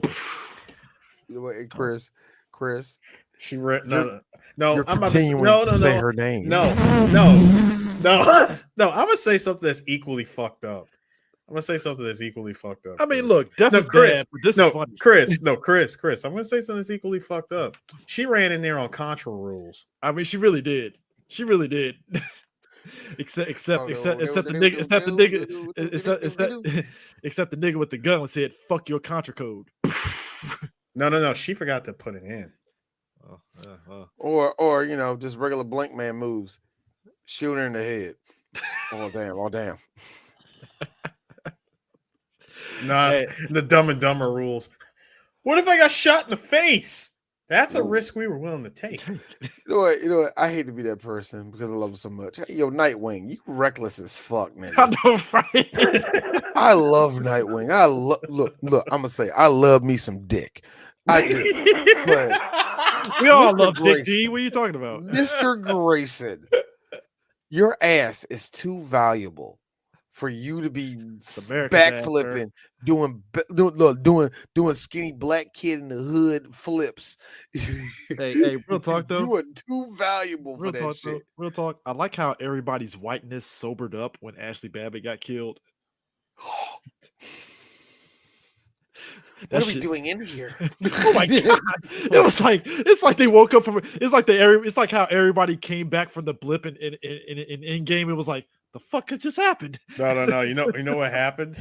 You know what happened, Chris? As soon as that happened, everybody goes, "This isn't Sheets." Say 7-Eleven. What are you talking about? Like, this ain't Sheets. The hell am I doing here? Hold on, that one 17-year-old. Oh my God, this ain't Battlefield 4. As he runs out the Capitol to go to the get on a bus to go home to play Fortnite. Can you imagine that? Can you imagine that same kid with an AK-47 just tossing that into the motherfucking trash can? Let me tell you something, y'all. I'm saying this to y'all straight to y'all face. Everybody that's watching this. I am from Washington, D.C. Do you know the wild shit that has happened in this fucking city every single day? Somebody's either trying to blow this place up or somebody fails attempted All blowing three of something us. up around here. Look, Do you I said it, but understand how wild it gets around here, man? I told somebody that the fact that me and my youngest brother, we were alive to know when you could actually walk in front of the White House and say, "That's the White House," and it was dope until some white dude, disgruntled white dude, said "fuck you" and just shot an M4 in front of the fucking White House, and I'm like, what? Do you know the fun thing?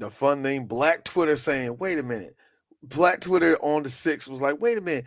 So what do you mean to tell us that the Capitol Police has always been like this? All black people from DC. Let me tell you something. They shoot niggas for no reason all the time. You We touch a knew these sidewalk, crackers was gonna run right in there. you touch a sidewalk near the Capitol. Hey, nigga, what are you doing here? I'm sorry. Hey, nigger. Yeah, they hard R's. They hard R's around here. Dude, a nigga. black lady drove a car into the gate of the White House, and the Capitol Police were on her ass like Yo, that. do y'all remember that? Do you remember that young girl that terribly that was fucking murdered when she turned the wrong way and they lit her whole car up? They have done. No, I remember one time. We was working. It was going through the motherfucking Capitol, and we had motherfucking weed in the car. We had weed in our truck, right? And motherfucking Capitol Police stopped us like, "Hey, y'all can't come down here." We had this cloud of smoke. We can't what? We like, here's me. We going to jail. I'm on the clock doing this shit. This is what I get for getting a hood ass job. Y'all were really like old boy from Scary Movie when he fucking rolled down the movie and all. Nah, Chris, it was Predator 2. Yeah. I'm trying to stay in my neighborhood, get back to community. These niggas gonna get me locked up. I just had a second son. The dog. Here's what I like about it, because again, it's showing our age and showing the age of this movie. The fact that it was like, hold up, something don't smell right. To the library. Yes. Go to the local records. They go to the records, break in, go in there, and it's like, see, look at the paper. And I like how they broke out the big ass Xerox on spreadsheets. You know what, man? Look. I don't miss them. Let me make that very clear. I do not miss them, but I miss them immensely. I really do. My mom worked at MCI. I remember it was one of those, back when Take Your Child to Work Day meant you take your child to work. And I remember she was printing out some stuff in them long ass Xerox copies. Them shits were long as fuck. Actual TPS reports. Mm-hmm. I hear that. No, look, my dad was working early IT through all the 90s, man. So I seen the evolution of these motherfucking things, man. So it's just so funny. I don't miss them, but holy crap, I do kind of miss them. I just miss college when you had to make you had to line them up. God, this is why when I rewatched The Wire, that very first season when they're on a typewriter typing out reports, I was like, holy shit. I gotta be honest with you. I had a typewriter. That's some Stone Age shit. That is some Stone Age shit. One character in Eris, do you know? Did you know, Eris? You've been off this writing. Good typewriting. Dog, one character in the show literally busts out a fucking whiteout and has to white out the part of the fucking police report to wait for it to dry. Yeah, wait for it to dry. And she's pissed. It's like, these goddamn typewriters. This is some bullshit. Yo, he literally grabs a whole book of records and was like, this is our proof, which makes the governor's plan so fucked up, because I'm like, you didn't plan for somebody to look at the records? Like, and not only that, it was so easily foiled by the motherfucker that clearly dropped out of high school in the 9th grade. That tells you something. Hey, he got his GED, I think. He's a white man in the 90s. No. Back when you can get a job just being a mechanic and you fine. Man. His brother about to be governor, he could do whatever he want to do. Yeah, that nigga didn't have a job for the rest of his life. He was like I said again, he was the local mechanic, which I'm pretty sure he was pretty competent enough to be a mechanic. And also, well, well, you lock your thumbs in the fucking hood, which was the funniest shit ever. Like, ah. Is it But possible, y'all? Yeah, it is. it's very possible. That's an old ass car too, so I know that shit had to fucking hurt. It's possible, but it's kind of not because you got to be kind of stupid. But whatever. But the point is, they're about to get in the car, and he's like, "Nothing can stop us now." Chirp, chirp. And I like how David Spade the whole time is like, Right. Guess he didn't get it. So that's when their cop buddy gives them the cop car that has the double NOS. And he's driving it. And he's like, hey, don't use the tape deck. It goes in and out. And what do? Play the tape deck. And it's the funniest shit ever because you get this face. The thing I like about it, though, so the NOS, the old NOS logo, seen it? I mean, not the old one, it's still the same logo that NOS has. It's not an energy drink, sir. Yeah, I'm gonna say it's still the same damn NOS logo. Get your Starburst flavored NOS drink. I know. You just made my. Do you know you just? It's not good. Side note, it's not good. It really isn't. No, you know what my liver just did when you said that. Ugh. I got diabetes Give me looking at the can. Gasoline, D. Jesus, don't do that to me. No, they go through a construction site and he's on the fucking loudspeaker. All right, folks, move out the way. Cop coming through, and they hit a bump and it cracks the fucking NOS tape in the trunk, nitrous oxide in the trunk. And they're in there, and all of a sudden they're getting high. Funniest shit ever because this shit here, like Roeds. Oh God, I'm stoned. You're stoned too. Oh geez. Hey, did you see the bug hit the thing? Like, he's alive, dead. It's like, God, slow it down. I can't stop. Blah. Did a cop pull up behind her? Oh Jesus, all right. Hey there, officer. I'm just making a stop here. Got this drunk in the back. Gonna make sure he gets back over there. Do you have any idea how fast we're going? Well, I got a Hemi in this car. Got a 310 Hemi in here to get it up the road. The ladies love it. I never doing it. So I was about to do about 65. You were doing 60. I was doing 75 tops. No, you 7 miles an hour. And most people in the county pull off on the side of the road. They pull cut over to the shoulder. wide shot. He's in the that middle of nigga the fucking road. in the middle of the fucking road. I don't know what they do in Buckley Town, but get out of here.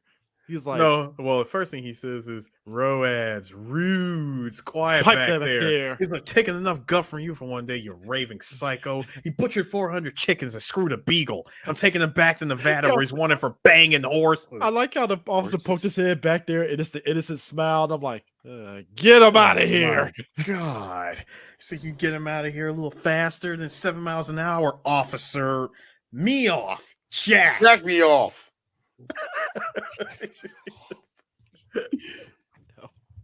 All right, get out of here. They like, oh man, I didn't think you get away with it, man. I didn't think I could get away with it either. Oh jeez. Let's see how much NOS is left in here. Bro, they were getting high off of the nitrous oxide. So they finally get to the mayor. She's in Seattle at the governor's mansion, and she's doing her speech. And that's when I'm sorry. I hate to be a nerd. It wasn't Seattle. It had to be like Helena or like Tacoma. It probably was Helena. It could, like I said, it had to be Tacoma or what's the face. But they had to put the capital in there, like Seattle. Real quick, guys. Would you like some good old Northwest racism? Cool. All right. The party after she got utterly embarrassed by Al Donnelly. Hey, sister. That part. Yeah. So she sees her son. She sees her son dancing with with a woman. It's very innocent, very cute looking. D knows where I'm going with this. Getting sleepy. Good night. Take home. Put in bed. Bro, everybody came to her and she's like, "Oh, she's totally legal. I have all of her papers and I pay her taxes. Very good, but no speaker. No speaker English." Hey, White people still do that, y'all. They really do. Yeah. In fact, there's a little video. Hold on, there's a video series. Indeed, there's a video series on YouTube from Reckless Tortuga called "Racism in America." They still do it today. No, they don't make those videos anymore. But No. No. I'm talking about racism. Yeah. Only 14 people know about Reckless Tortuga to Eris. You know that. Not Well, if we're gonna age ourselves, look, it's like this. They did it to themselves. Well, let's be real. If we want to age ourselves, that's when we had aspirations when YouTube was still in the Wild Wild West, and we thought we can get a piece of that Wild Wild West YouTube money. And I really thought that little nigga was going to last forever until he started making all those angry gamer junks.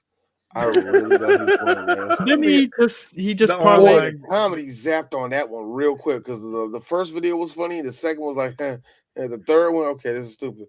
Okay, now there's a series of this shit, bro. It became a long-standing series for about a good 6 years. Who was laughing? Look. I know you want to say a bunch of people. No, seriously. Who the fuck was laughing? Who was laughing? Who was laughing, nigga?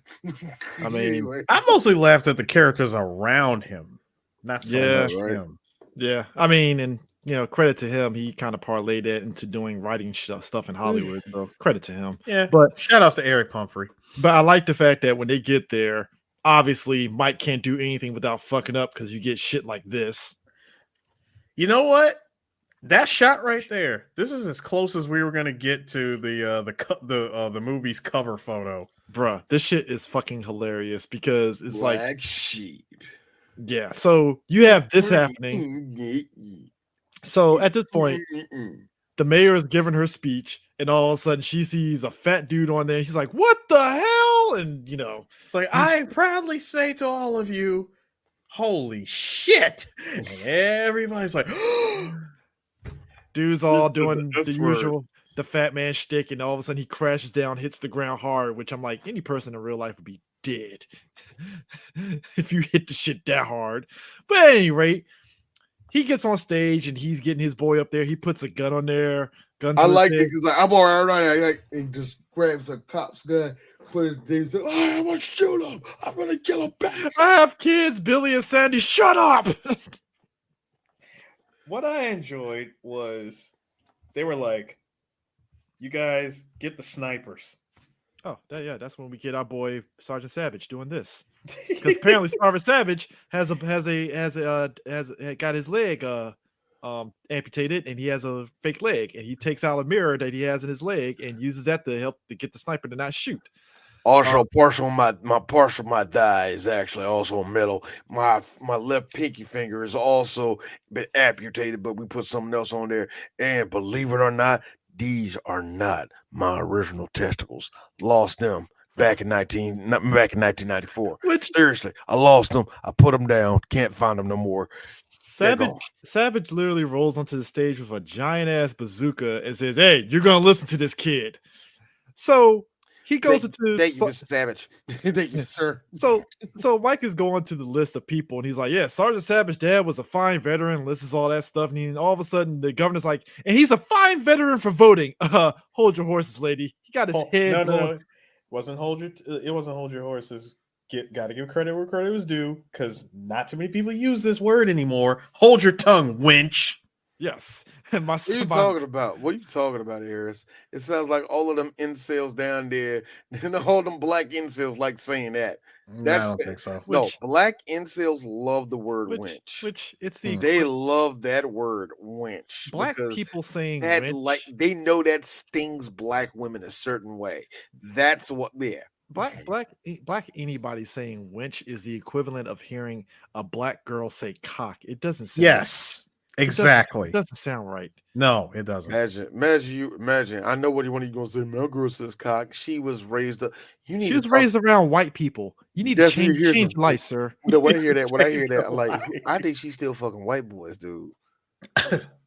Cause any black dude. The fact that she looked at you and said cock, that's a red flag.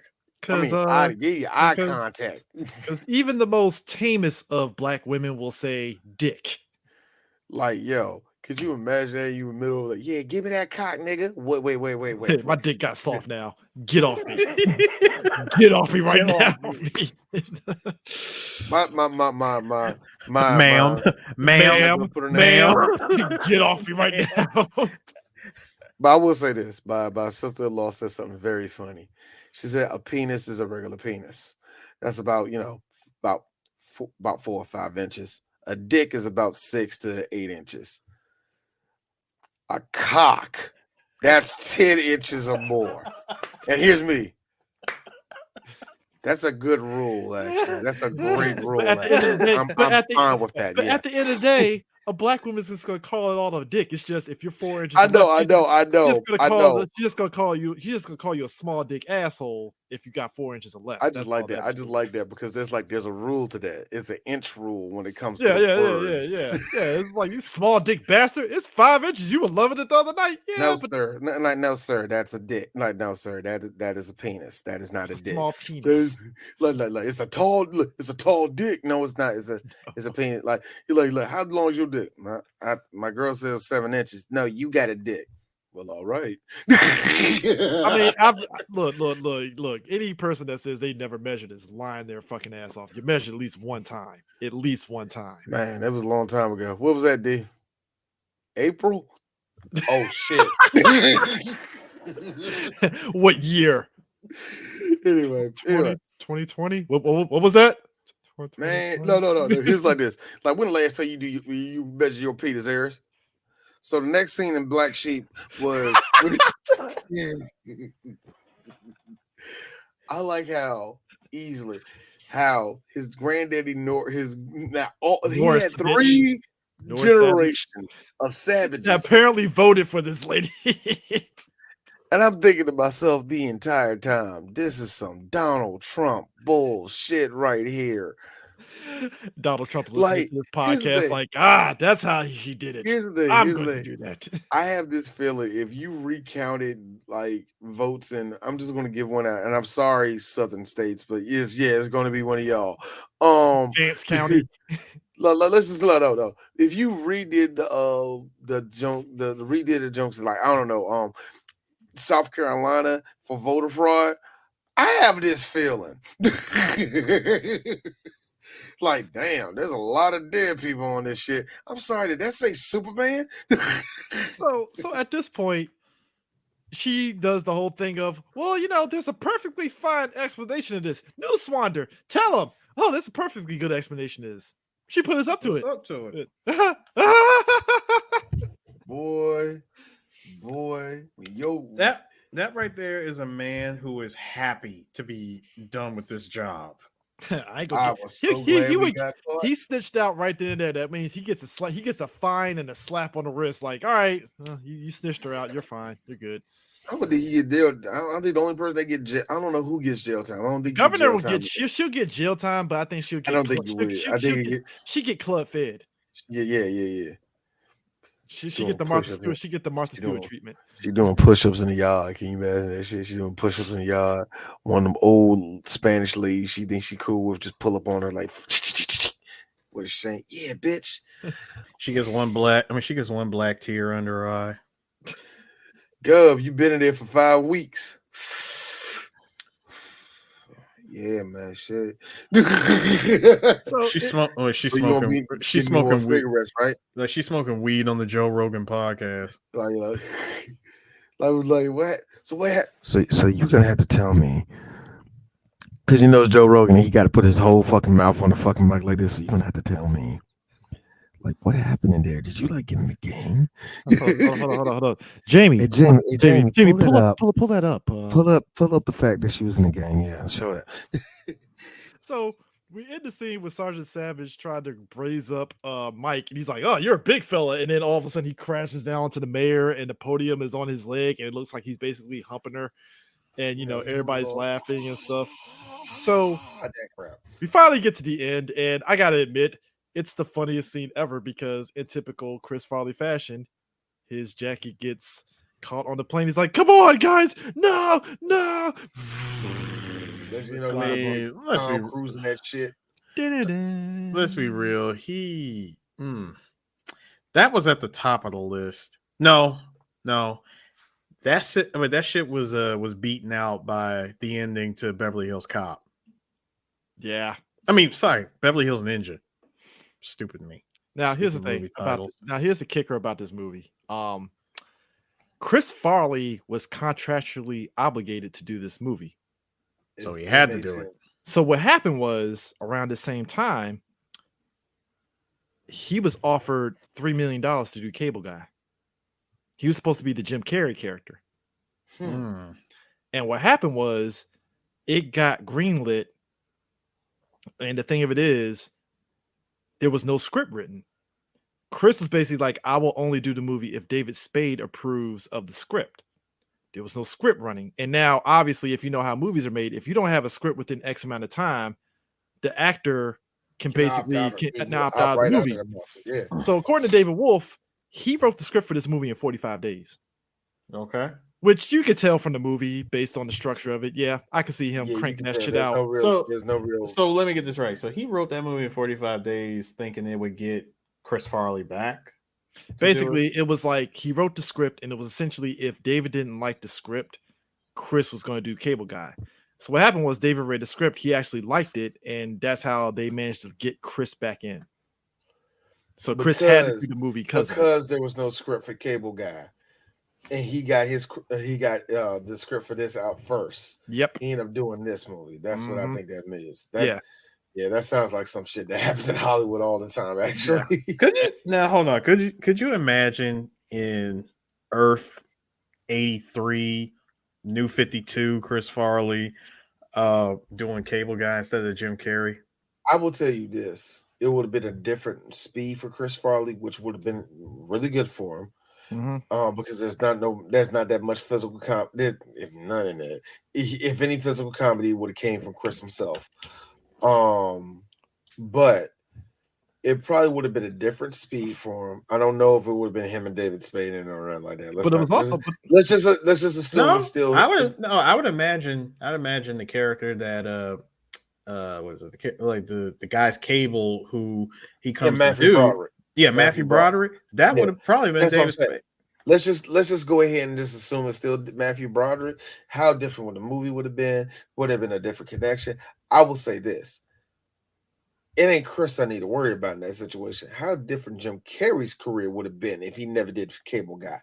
That's a better question. So, I think he would have been all right because he did The Mask at that point. But the kicker about this, true. But I felt like the Cable Guy kind of extended him a little bit longer than I think he would have faded away after The Mask. But the kicker about this too is that the only reason why also Black Sheep was happening was that Paramount, they really did. Okay, so when Tommy Boy came out, Paramount didn't really promote Tommy Boy like that. So when it made a lot of fucking money at the box office, they wanted to cash in on that shit, and that's why Black Sheep came out the way it came out, because they were trying to cash in on that Chris Farley, David Spade pairing, which buddy comedy, which kind of is the reason why he didn't go into Cable Guy, and he was also supposed to be the Randy Quaid character in Kingpin.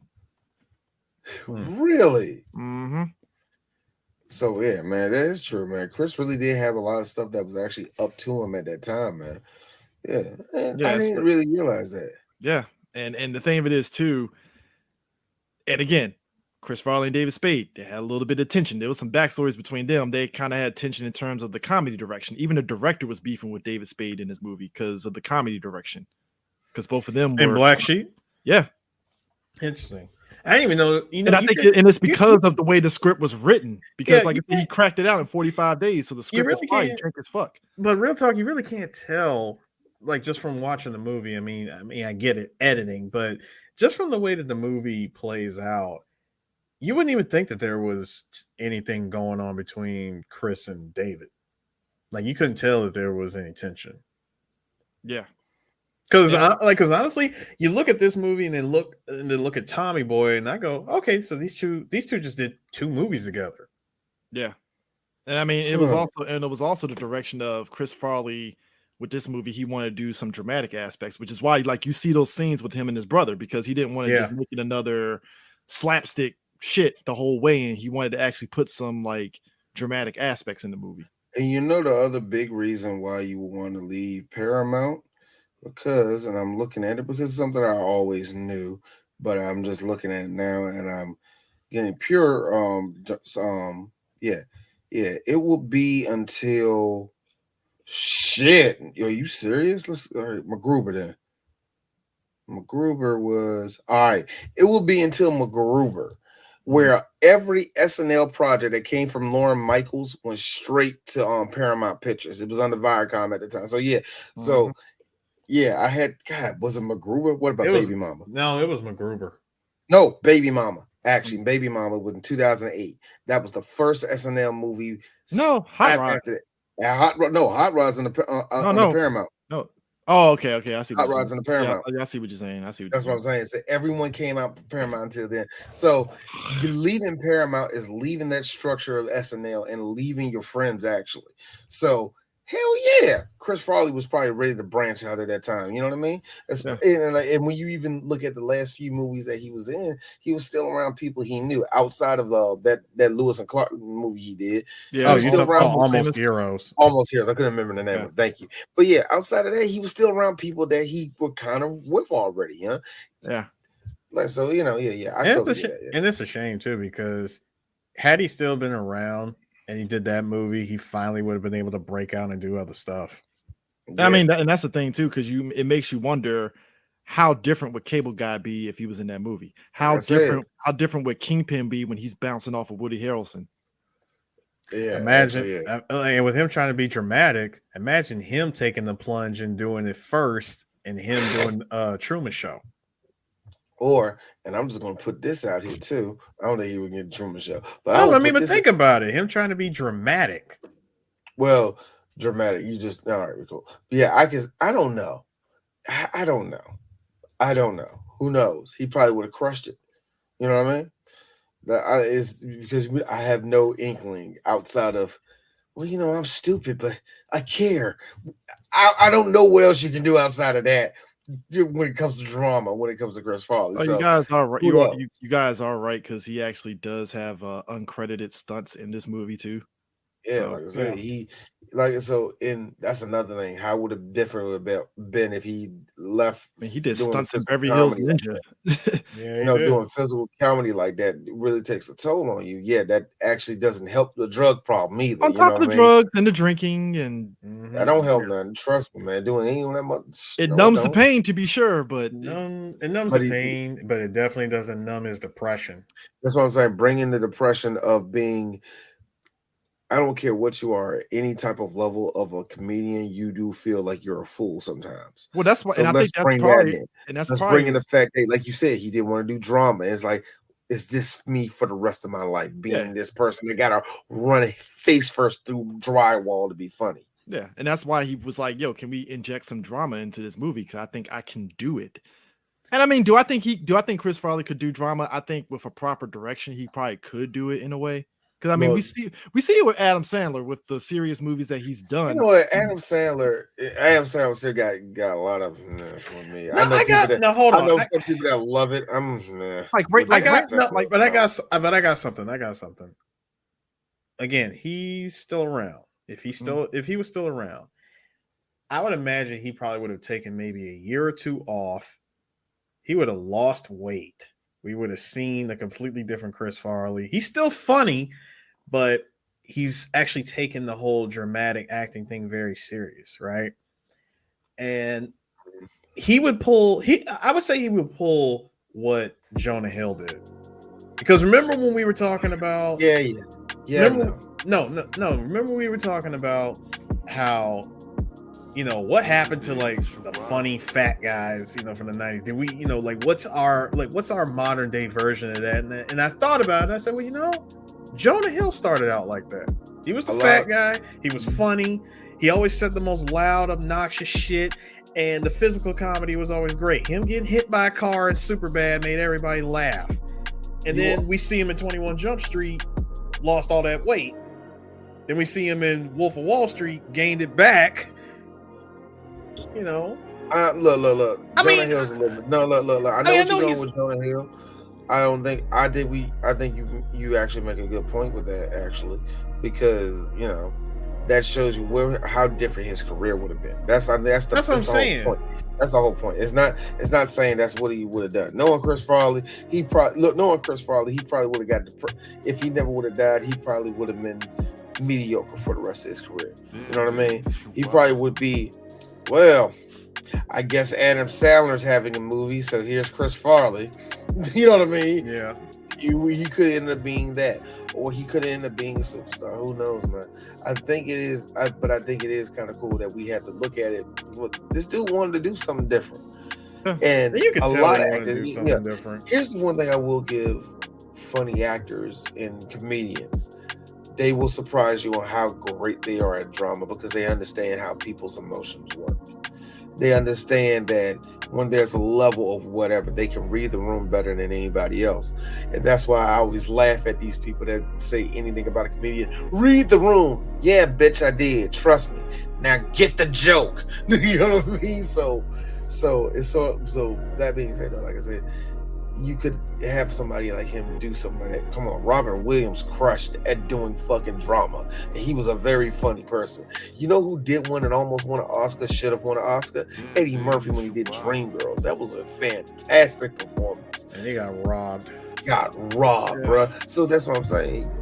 Don't be surprised if a comedian can break out a dramatic role because shit, they're built for it, in my opinion. They're built for it. I know Kevin Hart did it like twice, and everybody still. Kevin Hart did it very well. Actually, shockingly, I fucking hated every second of that dumbass movie with Bradley Cooper and motherfucking Lady Gaga.